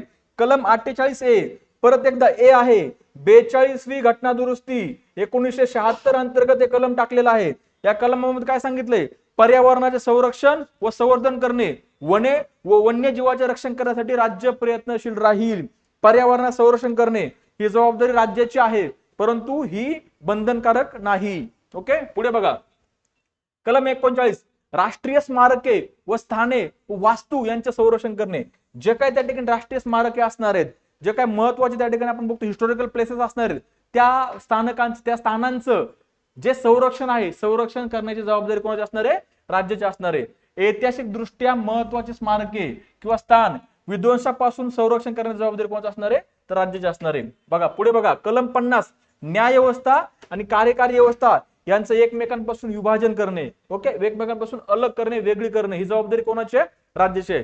सध्या परिस्थितीमध्ये न्याय व्यवस्था आणि कार्यकारी व्यवस्था त्या ठिकाणी आपली वेगळी आपल्याला पाहायला मिळते. राज्यात लोकसेवामध्ये न्याय व्यवस्था कार्यकारी व्यवस्थेपासून वेगळी ठेवण्याकरिता राज्य उपाययोजना करेल. कलम 51 खूप महत्वाचं आहे आपल्या मेन्सच्या पर्स्पेक्टिव्हनं. आपण ज्यावेळी GS2 बघतो, GS2 मध्ये बघतो ना आपण IR आंतरराष्ट्रीय संबंध. बरोबर ना. आंतरराष्ट्रीय शांतता व सुरक्षा यांचे संवर्धन खूप इम्पॉर्टंट आहे.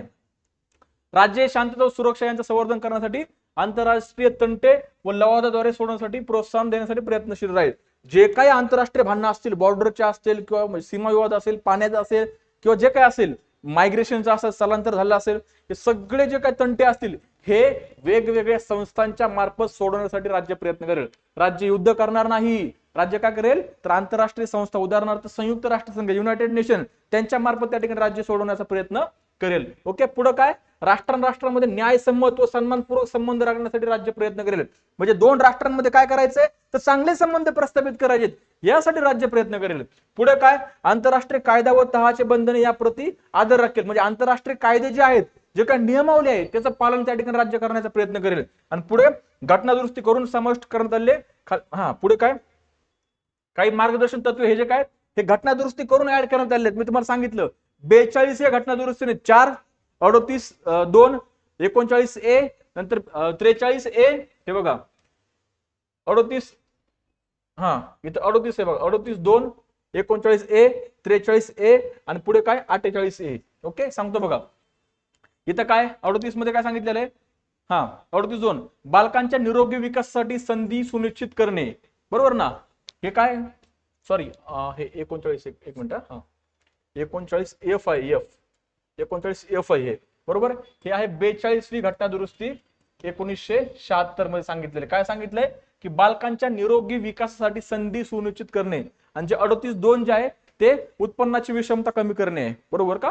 पुढे बघा इथं काय कायदेशीर मोफत सल्ला, काय की गोरगरीब व्यक्तींना कायदेशीर मोफत सल्ला मिळवून देण्याचं कर्तव्य कोणाचं असणार आहे? तर राज्याचं असणार आहे. 39 ए कॅपिटल ए लक्षात ठेवा, कॅपिटल ए, बरोबर का? हे 39 एफ यामध्ये काय सांगितले? बालकांच्या निरोगी विकासासाठी संधी सुनिश्चित करण्याचं काम कोणाचं आहे? तर राज्याचं आहे. पुढे 43 ए ज्या मोठमोठे उद्योगधंदे आहेत या उद्योगधंद्याच्या व्यवस्थापनामध्ये कामगारांचा सहभाग वाढवणे, कामगारांना त्या ठिकाणी मिसळून घेणे, विचारपूस करणे, ह्यासाठी राज्य काहीतरी योजना किंवा धोरण आखेल. 1 2 3 चौथं बघा 48 हे काय? पर्यावरणाचं संरक्षण करणे, वने व वन्यजीवांचं संरक्षण करण्याची जबाबदारी कोणाची आहे? तर राज्याची आहे, लक्षात ठेवा. आता 78 आणि 1978 44 घटना दुरुस्ती काय केलंय? तर ह्या ठिकाणी काय केलं बघा, उत्पन्न दर्जा सोयी सवलती म्हणजे काय? उत्पन्नाची विषमता कमी करणे, आर्थिक विषमता कमी करणे. काही लोकांकडे प्रचंड संपत्ती आहे, काहीकडे 2 वेळेचे जेवणाची त्या ठिकाणी सुविधा उपलब्ध नाहीये. ही जी दरी आहे ही दरी कमी करण्याचा प्रयत्न कोण करणार आहे? राज्य करणार आहे. 38वी घटना दुरुस्ती कलम 38 लक्षात ठेवा, कलम 38 आणि 2 ही कधीची घटना दुरुस्ती आहे? 44वी घटना दुरुस्ती 1978 अंतर्गत हे इन्सर्ट केलेलं आहे आपल्या संविधानामध्ये. बघा 44 ने 4 केले, 39 एफ 39 ए कॅपिटल, त्यानंतर 43 ए आणि 48 ए लक्षात ठेवा. ओके 39 एफ 39 ए कॅपिटल, 43 ए आणि 48 ए लक्षात ठेवा, बरोबर. आणि 38.2 हे 44 घटना दुरुस्ती 1978 अंतर्गत त्या ठिकाणी आपल्या संविधानामध्ये मेन्शन केले, ऍड केले, लक्षात ठेवा. ओके थोडस बघा शॉर्ट मध्ये बघा. बालकांचे संगोपन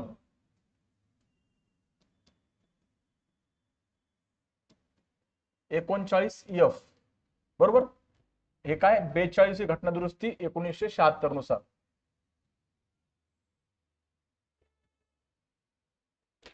पुढे बघा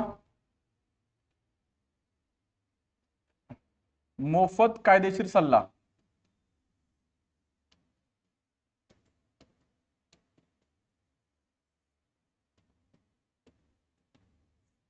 39 कॅपिटल ए, बरोबर. पुढे उद्योगधंद्यात कामगारांचं उद्योगांच्या व्यवस्थापनात कामगारांचा हस्तक्षेप किंवा सहभाग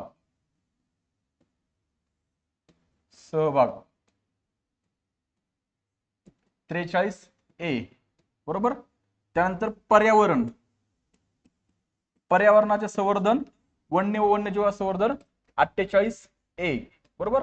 आता ह्याच्या थोडं पुढे चला बघा, ह्याच्या पुढे काय जे 43 बी आहे. ओके 43 बी हे काय आहे? तर त्या ठिकाणी सहकारी सोसायट्या, काय सहकारी सोसायट्या घटना दुरुस्ती कोणती आहे? 97वी घटना दुरुस्ती 2011, बरोबर ना. हा ऑल्सो मूलभूत हक्क सुद्धा बनलेला आहे. मूलभूत हक्क कोणाचा? सर्वसामान्य नागरिकांचा, कलम 19 नुसार, बरोबर का. आता पुढे बघा अजून एक त्या ठिकाणी आपण बघितली 38.2 ह्यामध्ये काय सांगितलेलं आहे? 38.2 मध्ये उत्पन्नाची विषमता कमी करणे, आणि ह्यामध्ये अजून काय कोणती घटना दुरुस्ती आहे? तर 44 घटना दुरुस्ती 1978 आर्थिक विषमता कमी करणे. बघा ह्या घटना दुरुस्ती लक्षात ठेवा, इथून प्रश्न बनणार आहे. ओके हे आपण बघितले. पुढे बघा 86वी घटना दुरुस्ती 2002 नुसार काय केलंय? तर 45 मधील मार्गदर्शन तत्वात बदल करण्यात आलाय. वयाची 6 वर्ष पूर्ण होईपर्यंत राज्य बालकाचे काय करेल? संगोपन करेल, त्यासाठी व्यवस्था करेल. 21 ए मध्ये काय केलंय? तर 6 ते 14 वयोगटातील त्या ठिकाणी बालकांचा मूलभूत हक्क त्या ठिकाणी केलेला आहे. मोफत व सक्ती शिक्षण यामध्ये केलेलं आपल्याला पाहायला मिळतं. हे तुम्हाला सांगितलं. 97 घटना दुरुस्ती 2011, 97वी घटना दुरुस्ती 2011 मध्ये काय? तर सहकारी सोसायट्या स्थापन करणे, बरोबर. हे 43 बी तुम्हाला आता सांगितलं बघा, 43 बी, बरोबर. हा आता थोडंसं इंटरेस्टिंग तुम्हाला काहीतरी सांगतो बघा.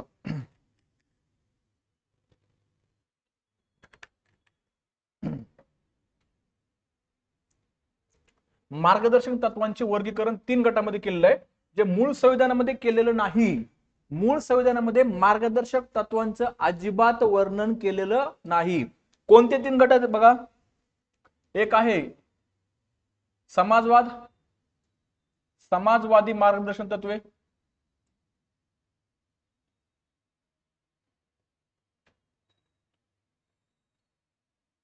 दुसरा आहे उदारमतवादी.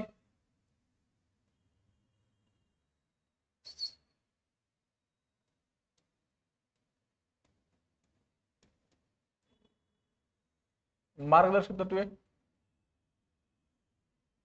तिसरा आहे गांधीवादी, गांधीवादी मार्गदर्शक तत्वे. आता तुम्हाला मी याचा मिनिंग समजून सांगतो, नंतर तुम्हाला ते लक्षात ठेवायची गरज पडणार नाही. लक्षात ठेवा, समाजवाद म्हणजे काय, what is the meaning of the socialism, what is the meaning of the liberalism and what is the meaning of the Gandhism. जर तुम्हाला ह्याचा अर्थ समजला, then definitely you are going to solve the problem, you are going to solve the questions. Okay. समाजवाद म्हणजे काय, समाजवाद म्हणजे अशी व्यवस्था, ज्या अशा त्या ठिकाणी समाज की ज्या ठिकाणी असलेली खाजगी संपत्ती ही नागरिकांची नाही, तर ती संपत्तीचा अधिकार कोणाकडे आहे, तर राज्याकडे आहे. सर्व राज्यामधील खाजगी संपत्ती ही म्हणजे संपत्तीचा पूर्ण अधिकार, संपत्तीची पूर्ण मालकी कोणाकडे, राज्याकडे आहे. संपत्तीची मालकी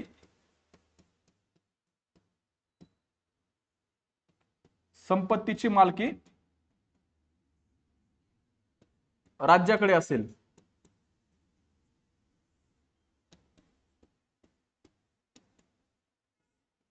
संपत्तीची मालकी कोणाकडे असणार आहे, तर राज्याकडे असणार आहे. सर्वसामान्य नागरिकांना त्या ठिकाणी संपत्ती जतन करण्याचा अधिकार नसेल. आता हे असं का केलं असेल बरं, संपत्तीची मालकी राज्याकडे. समाजामध्ये मोठ्या प्रमाणात आर्थिक विषमता वाढू लागली, बरोबर. श्रीमंत अजून श्रीमंत होऊ लागला, गरीब अजून गरीब होऊ लागला. मग त्या ठिकाणी काय केलं, तर कार्ल मार्क्स नावाच्या वादळाचा जन्म झाला. कार्ल मार्क्स नावाचं वादळ, या वादळानं जगाची त्या ठिकाणी 2 भागामध्ये विभागणी केली. लक्षात ठेवा, एक भाग होता समाजवादी विचारांना फॉलो करणारा, किंवा आपण त्याला कम्युनिस्ट म्हणतो, आणि दुसरा होता लिबरलिस्ट किंवा उदारमतवादी म्हणतो लगा, किंवा त्याला आपण कॅपिटलिस्ट सुद्धा म्हणतो. लक्षात ठेवा, बरोबर का. सो हे कोण दिलेलं आहे, तर मार्क्सने दिले. लक्षात ठेवा. सो समानता प्रस्थापित करायची, काय करायचे, समता किंवा समानता, समानता प्रस्थापित करायची. समाजामध्ये सामाजिक, आर्थिक आणि राजकीय समानता प्रस्थापित करायची. त्यामुळे समाजवाद, समाजवाद म्हणजे काय, की असलेली संपत्ती राज्याची मालकीची, राज्याच्या मालकीची. जर संपत्ती राज्याची मालकीची असेल तर लोकांकडे संपत्ती नसेल, आणि जर लोकांकडे संपत्ती नसेल, सगळे एकाच पातळीवर, सगळे समान पातळीवर, म्हणजेच काय, तर समानता प्रस्थापित झाली, म्हणजेच काय, इक्वालिटी प्रस्थापित झाली. लक्षात ठेवा, हे झालं समाजवाद. उदारमतवाद म्हणजे काय, तर उदारमतवादी व्यक्तीला विवेकी समजतात. जेवढे जेवढे बुद्धीचा विचार करून तुम्ही तत्व बघणारा डीपीएसपी कशामध्ये, तर तुमच्या संविधानामध्ये, म्हणजे काय, लॉजिकच्या आधारावर जे तुम्ही तत्व बघताय. उदाहरणार्थ कलम 44 काय, युनिफॉर्म सिव्हिल कोड, समान नागरिक कायदा. या ठिकाणी काय, की सगळे हे समान आहेत, सगळे त्या ठिकाणी सगळ्यांचा धर्माच्या आधारावर लोक विभागले गेले नाही पाहिजेत. महिलांना पण त्या ठिकाणी काय केलं पाहिजे, तर समान त्या ठिकाणी तत्व दिलं पाहिजे. युनिफॉर्म नवीन आत्ताच्या काळामध्ये इव्हॉल्व्ह झालेलं तत्व. लक्षात ठेवा. ओके. इथं काय समजतात, व्यक्ती हा विवेकी आहे, व्यक्ती हा विवेकी आहे. लक्षात ठेवा, मॅन इज रॅशनल, व्यक्ती हा विवेकी आहे. व्यक्ती जर विवेकी असेल, जर व्यक्ती विवेकी असेल, तर त्या ठिकाणी व्यक्तीला स्वतःचे निर्णय घेण्याचा अधिकार स्वतःकडे असला पाहिजे. म्हणजेच या ठिकाणी धर्माच्या आधारावर तुम्ही एखाद्या धर्मातील महिलेला त्या ठिकाणी तुम्ही तलाक देऊ शकत नाहीत, डिवोर्स देऊ शकत नाहीत, तिला पण निर्णय घेऊ द्या ना. दिस इज द लॉजिक बिहाइंड दिस. उदारमतवादी काय सांगतायत, की व्यक्ती विवेकी आहे. सो व्यक्ती विवेकी असल्यामुळे व्यक्तीला स्वतःचा निर्णय घेण्याचा अधिकार स्वतःकडे असला पाहिजे. ओके. सो व्यक्ती स्वातंत्र्य काय, तर व्यक्ती स्वातंत्र्य असलं पाहिजे. समाजातील महिलेला सुद्धा स्वातंत्र्य असले पाहिजे निर्णय घेण्याचं. मग हे आहे उदारमतवादी. आणि गांधीवादी तत्व लक्षात ठेवा. गांधीवादी तत्व काय सांगतायत, तर जवळपास या समाजवादाच्या जवळच गांधीवादी तत्व आहेत, की ग्रामीण भागातील त्या ठिकाणी ग्रामीण भागाला महत्व, लोकशाही त्या ठिकाणी तळागाळामध्ये असली पाहिजे. मग कुठं, तर या ठिकाणी ग्रामीण भागातील तत्वांना महत्व, ग्रामीण भागात लोकशाही प्रस्थापित करणे, लोकशाही प्रस्थापित करणे. आता बघा तुम्हाला बेसिक अर्थ समजलाय. आता हे तत्व जे 3 भागात विभागले गेले त्याला आपण वाचू. समाजवादी तत्व. समाजवादी म्हणजे काय? समता. बघा सामाजिक, आर्थिक व राजकीय न्याय आधारित त्या ठिकाणी समाज व्यवस्था प्रस्थापित करणे म्हणजे काय? तर सामाजिक, आर्थिक व राजकीय समता प्रस्थापित करायची. दुसरं काय बघा? स्त्री पुरुष समान समता. काय आलं? समता आलं का? पुढे बघा भौतिक व संस्कृती समन्यायी. समन्याय म्हणजे काय? समान वितरण. समान वितरण, समता प्रस्थापित करायची आहे. तत्व पाठ करू नका की समाजवादी कोणते उदारमतवादी होते. समाजवादाचा अर्थ समजून घ्या, लक्षात ठेवा. ओके. संपत्ती व उत्पन्नाच्या साधनाचे केंद्रीकरण टाळणे म्हणजे त्या ठिकाणी केंद्रीकरण टाळणे म्हणजे काय? काही लोकांच्या हातात संपत्ती जाऊन द्यायची नाही आपल्याला. कमी लोकांना म्हणजे सगळ्यांकडे समान पातळीवर असली पाहिजे म्हणजे काय? परत समता. स्त्री पुरुष समता, लक्षात ठेवा. वय व ताकदीला पेलणारे व्यवसाय, त्यानंतर बालक व युवकांना विकासात संधी, समान न्याय, समता, लक्षात ठेवा. कामाचा, शिक्षणाचा सार्वजनिक आलं की त्या ठिकाणी काय समजायचं आपला? तर समाजवादी. कामाची न्याय व मानवीय स्थिती, बरोबर का? कामगारांना निर्वाह वेतन, हे सगळं जे आहे लक्षात ठेवा. तत्व लक्षात ठेवा. मोस्ट ऑफ द वेळेस त्या ठिकाणी तुम्हाला असा प्रश्न पाहायला मिळणार नाही समाजवादी कोणते वगैरे, पण लक्षात ठेवा आपल्याला ज्यावेळेस डिस्क्रिप्टिव्ह पॅटर्न आपण उतरलो त्यावेळेस हे महत्वाचे आपल्याला पाहायला मिळणार आहेत. ओके. गांधीवादी, गावाकडली ग्रामपंचायत, गावाकडले उद्योगधंदे, अनुसूचित जाती जमाती व इतर दुर्बल घटकांचे हितसंवर्धन, मादक व अंमली पदार्थ, गांधीवादी तत्व, गांधींना समोर ठेवायचं, गांधी कसे विचार करायचे त्यानुसार त्या ठिकाणी आपले तत्व समजतात. गायी व इतर जनावरांच्या कत्तलीची मनाई, उदारमतवादी तत्व काय सांगतायत बघा?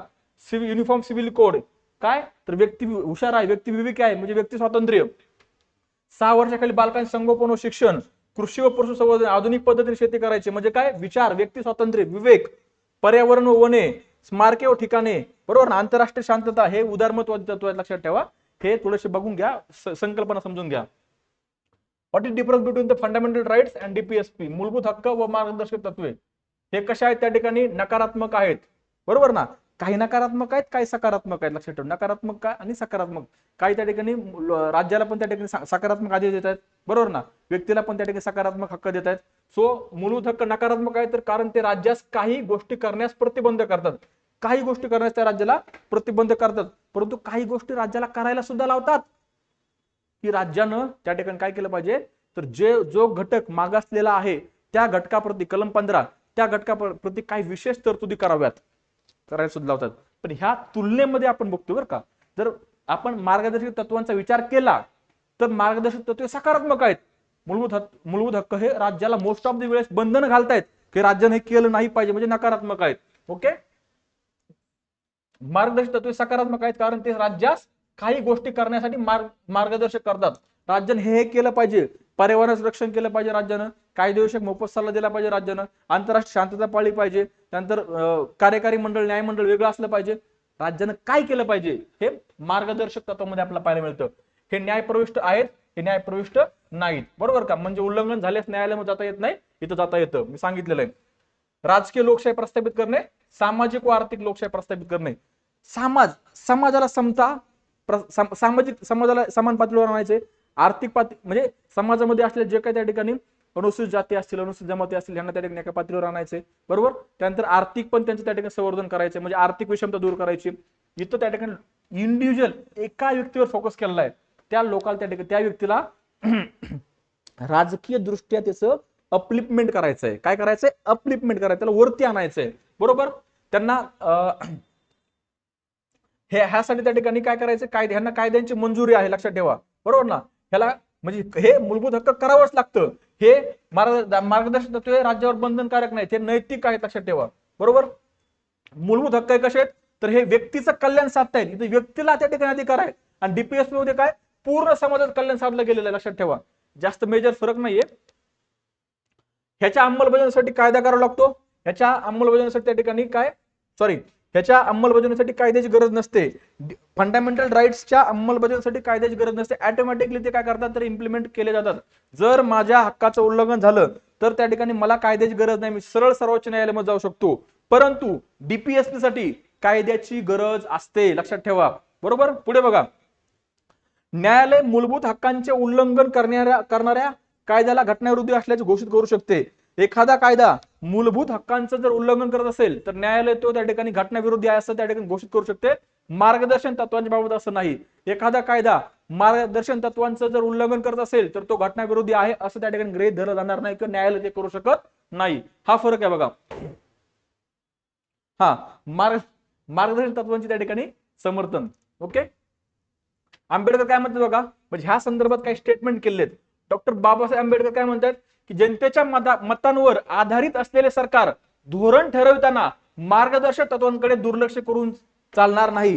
म्हणजे जे सरकार लोकांकडून निवडून आलंय ते सरकार मार्गदर्शक तत्वांकडे दुर्लक्ष करू शकत नाही. त्या सरकारला मार्गदर्शक तत्वांच्या अंमलबजावणीसाठी कायदे करावेच लागतील, अन्यथा निवडणुकीच्या वेळेस लोक त्यांना निवडून देणार नाहीत. ओके. पुढे बघा, एल एम सिंघवी मार्गदर्शन तत्वे राज्यघटनेत त्या ठिकाणी जीवन प्रदान करतात. म्हणजे मार्गदर्शन तत्वे हे राज्यघटनेमध्ये खूप महत्वाची भूमिका बजावत आहेत. लक्षात ठेवा. एम सी छागला, जर सर्व तत्वांची पूर्ण अंमलबजावणी करण्यात आली तर देश पृथ्वीवरील स्वर्ग बनेल. लक्षात ठेवा. म्हणजे मार्गदर्शन तत्वे पूर्ण इम्प्लिमेंट जर केले तर देश त्या ठिकाणी काय बनेल, तर पृथ्वीवरील स्वर्ग बनेल. छगला असे म्हणतात. बी एन राव कोण, तर त्या ठिकाणी संविधान सभेचे कायदेविषयक त्या ठिकाणी सल्लागार. मार्गदर्शन तत्वे राज्य संस्थेची नैतिक तत्वे आहेत. म्हणजे त्या ठिकाणी ते पाळणं राज्य संस्थेवर नैतिक कर्तव्य आहे, जबाबदारी आहे. बरोबर. पुढे बघा, मार्गदर्शक तत्वावरील टीका. के टी शहा काय म्हणतायत की मार्गदर्शक तत्वे म्हणजे बँकेच्या सोयीनुसार ठरवला जाणारा धनादेश. म्हणजे जसं राज्याला वाटते त्या पद्धतीने राज्य त्या ठिकाणी मार्गदर्शक तत्वांची अंमलबजावणी करणार आहे, राज्यांवर बंधन नाही. ओके. पुढे बघा, टी टी कृष्णमाचारी काय म्हणतायत, मार्गदर्शक तत्वे म्हणजे भावनांची खरीखुरी केराची टोपली. यामध्ये अंमलबजावणीसाठी त्या ठिकाणी राज्याला तुम्ही भावनिक अपील करताय, राज्यांवर बंधन नाहीत. बरोबर. प्राचार्य एन श्रीनिवासन, मार्गदर्शक तत्वे अत्यंत संदिग्ध, अस्पष्ट व अनिश्चित स्वरूपाचे आहेत. ओके. असं त्या ठिकाणी श्रीनिवासन म्हणतात. बरं, मार्गदर्शक तत्वे हे जे आहेत हे त्या ठिकाणी न्यायप्रविष्ट का केले गेले नाही, तर त्यासाठी असं संविधान सभेमध्ये डिबेट सुरू होती. त्यावेळेस काय झालं, तर मार्गदर्शक तत्व जे होते, मार्गदर्शक तत्वांचे जर त्या ठिकाणी न्यायप्रविष्ट केले गेले असते तर आपल्या देशाकडे आर्थिक सक्षम, आपला भारत हा आर्थिक दृष्ट्या सक्षम नव्हता. बरोबर ना. म्हणजे हे सगळे तत्व जर त्या ठिकाणी ह्याचे इम्प्लिमेंटेशन जर करायचं असतं तर भारताकडे त्या ठिकाणी इकॉनॉमिकल रिसोर्सेस हे जास्त प्रमाणात पाहिजे अपेक्षित होतं. परंतु नसल्यामुळे त्या ठिकाणी बी एन राव यांनी सल्ला दिला की काही गोष्टी तुम्ही काय करा, तर काही तत्व न्यायप्रविष्ट करा आणि काय न्यायप्रविष्ट नसलेले तत्व करा. त्यांचा सल्ला त्या ठिकाणी संविधान सभेने स्वीकारला. भारत हा आर्थिक दृष्ट्या हा सक्षम नव्हता. भारताची सामाजिक परिस्थिती त्या ठिकाणी त्यावेळेस बिघडलेली होती. लक्षात ठेवा. मग जर ह्या न्याय मार्गदर्शक तत्वांची अंमलबजावणी झाली नसती तर लोक हे कुठे गेले असते, कोर्टामध्ये गेले असते आणि खटले हे वारंवार राज्यांच्या विरुद्ध सुरू झाले असते. त्यामुळे काही न्यायप्रविष्ट सॉरी अशा पद्धतीने त्या ठिकाणी तरतूद करण्यात आली. ओके. एक मिनिट.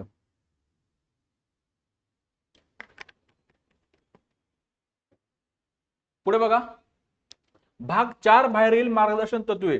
म्हणजे काही त्या ठिकाणी अजून राज्यांना मार्गदर्शन करण्यात तत्वे भाग 4 च्या बाहेर सुद्धा आहेत. कलम 16 भाग 16 कलम 335. बरोबर ना. म्हणजे त्या ठिकाणी सेवांमध्ये अनुसूचित जाती, अनुसूचित जमाती यांचे त्या ठिकाणी रिप्रेझेंटेशन चेक करणे हे राज्याची जबाबदारी आहे. त्याचबरोबर भाग 17 कलम 350 अल्पसंख्याक गटांना मातृभाषेतून किंवा त्यांच्या स्थानिक भाषेमधून काय देणं, शिक्षण प्रदान करणं हे कोणाचं कर्तव्य आहे, तर राज्याचं कर्तव्य आहे.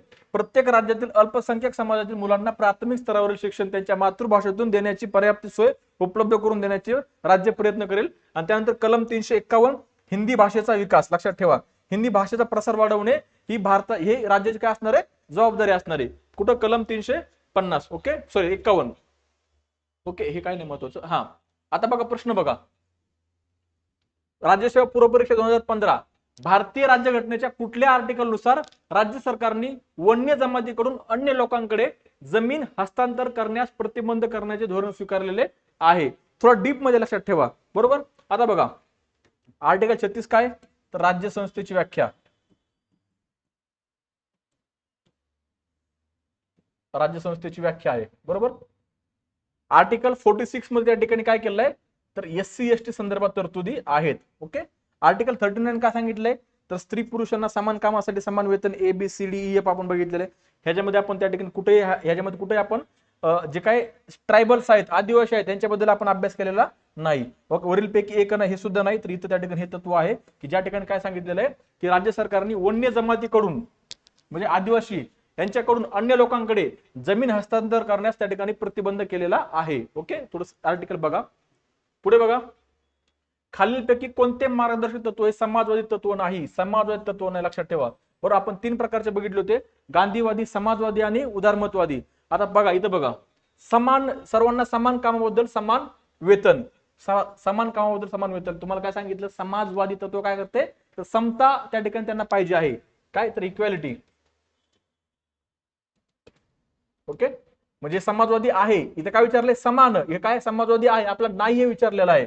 समान न्याय व मोफत कायदेविषयक सल्ला, परत समान आलं, समता आलं, काय आलं? समाजवादी आलं. म्हणजे हे सुद्धा त्या ठिकाणी समाजवादी आहे, आपल्याला नाही विचारलेलं आहे. समान नागरिक संहिता, लक्षात ठेवा. व्यक्ती स्वातंत्र्य, व्यक्ती हुशार आहे, व्यक्ती विवेक आहे, व्यक्तीला स्वातंत्र्य असलं पाहिजे, आर्टिकल 44 हे उत्तर याचं बरोबर आहे. बरोबर.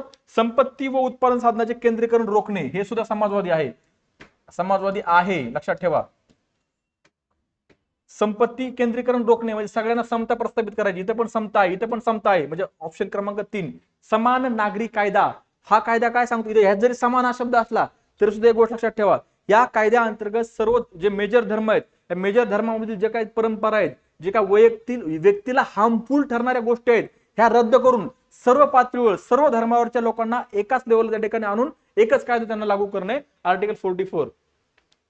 राज्यसेवा पूर्व परीक्षा 2018, खालीलपैकी कोणती मार्गदर्शक तत्वे हे मूळ राज्यघटनेचा भाग नव्हती, परंतु त्यांचा समावेश नंतर घटना दुरुस्तीद्वारे झाला? ओके, उत्पन्नातील विषमता कमी करणे, यस, हे नंतर ऍड केलेलं आहे. 1938-2 44वी घटना दुरुस्ती 1978 अंतर्गत हे ऍड केलं. काय करायचंय? तर उत्पन्नातील विषमता कमी करायचे, म्हणजे हे बरोबर आहे, नंतर ऍड केलं, ट्रू आहे, बरोबर ना. अ कुठं आहे? इथं पण आहे, इथं पण आहे. ओके, म्हणजे हे दोन कट झालं, इथं अ नाहीये, हे कट झालं, इथं अ नाहीये, हे सुद्धा कट झालं, लक्षात ठेवा. आता दोन्हीमध्ये सुद्धा बी ब आहे, म्हणजे ब बरोबरच असणार आहे. काय सांगते?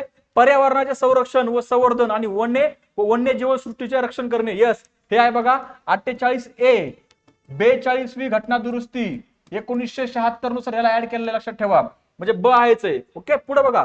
समान कामाबद्दल स्त्री व पुरुषांना समान वेतन, समान कामाबद्दल स्त्री व पुरुषांना समान वेतन, मला वाटतं आर्टिकल 39D हे ऑलरेडी ऍड केलेलं होतं, हे नंतर ऍड केलेलं नाही. मग जिथं क आहे तिथं कट करा, क इथं कट झालं, शेवटचं एकच पर्याय उरलेला ड. मग ड काय म्हणते? सर्व न्यायांची शाश्वती व गरिबांना मोफत कायदेविषयक सल्ला, मोफत कायदेविषयक सल्ला 43A काय आहे? 42वी घटना दुरुस्ती 1976. ओके, म्हणजे ऑप्शन क्रमांक 4 बरोबर आहे. ओके ना. पुढे बघा, राज्यसेवा पूर्व परीक्षा 2022, संसदीय लोकशाहीसाठी निर्माण करण्यात आलेल्या राज्यघटनेत मार्गदर्शक तत्वांचा समावेश करणे हे एक न्यायपूर्ण वैशिष्ट्य आहे. ही तत्वे बंधनकारक स्वरूपाची नाहीत, मात्र सत्तेवर जो कोणी आहे असेल ती त्यांची मनमानी वापर, तो त्या ठिकाणी मनमानी वापर करू शकणार नाही, त्याला या तत्वाचा आदर करावा लागेल. त्याचा भंग झाल्यास त्याबद्दल न्यायालयासमोर जाब द्यावा लागणार नाही, परंतु निवडणुकीच्या वेळी मतदारांना निश्चितपणे उत्तर द्यावे लागेल. आपण आताच बघितले, निवडणुकीच्या संदर्भात कोणी स्टेटमेंट केलं होतं? तर B.R. आंबेडकर यांनी.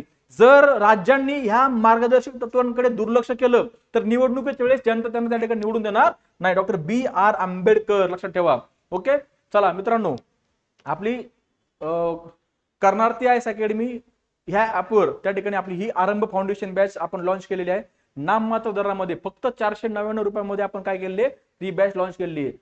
मित्रांनो, ह्यामध्ये आपण खूप डीपली एक एक गोष्ट आपण त्या ठिकाणी अभ्यासत आहोत. त्याचबरोबर आतापर्यंत आलेले राज्यसेवेला तसेच त्या ठिकाणी इतर एक्झाम मध्ये आलेले राज्यघटनेसंदर्भात आलेले पीओक्यू आपण या ठिकाणी डिस्कस करत आहोत, बरोबर ना. जर तुम्हाला ह्या बॅचच्या संदर्भात काही क्वेरीज असेल, डाऊट असेल, तर तुम्ही ह्या नंबरवर त्या ठिकाणी कॉन्टॅक्ट करून त्या ठिकाणी आम्हाला कॉल करू शकता. त्याचबरोबर सायन्स विषयाची बॅच पण आपण लवकरच लॉन्च करत आहोत. तुम्हाला अजूनही कोणते डाऊट्स असतील, बाबा अभ्यास कसा करायचा, प्रीचा असेल, मेन्सचा असेल, तर तुम्ही ह्या नंबरवर कॉल करून त्या ठिकाणी आमच्याकडनं माहिती विचारून घेऊ शकता किंवा प्लॅनिंग करून घेऊ शकता. आता प्लॅनिंग संदर्भात पण आपण त्या ठिकाणी लेक्चर पुढे काही दिवसांमध्ये अपलोड करणार आहोत, राहिलेल्या दिवसांमध्ये कशी प्लॅनिंग करायची. ओके, चला, आय होप तुम्हाला ह्या डीपीएसपीचे लेक्चर आवडले असेल. जर लेक्चर आवडलं तर लाईक करा, आमच्या चॅनलला सबस्क्राईब करा आणि तुमच्या मित्रांमध्ये लेक्चर शेअर करा. Thank you so much for the lecture. Take care, bye, have a nice day.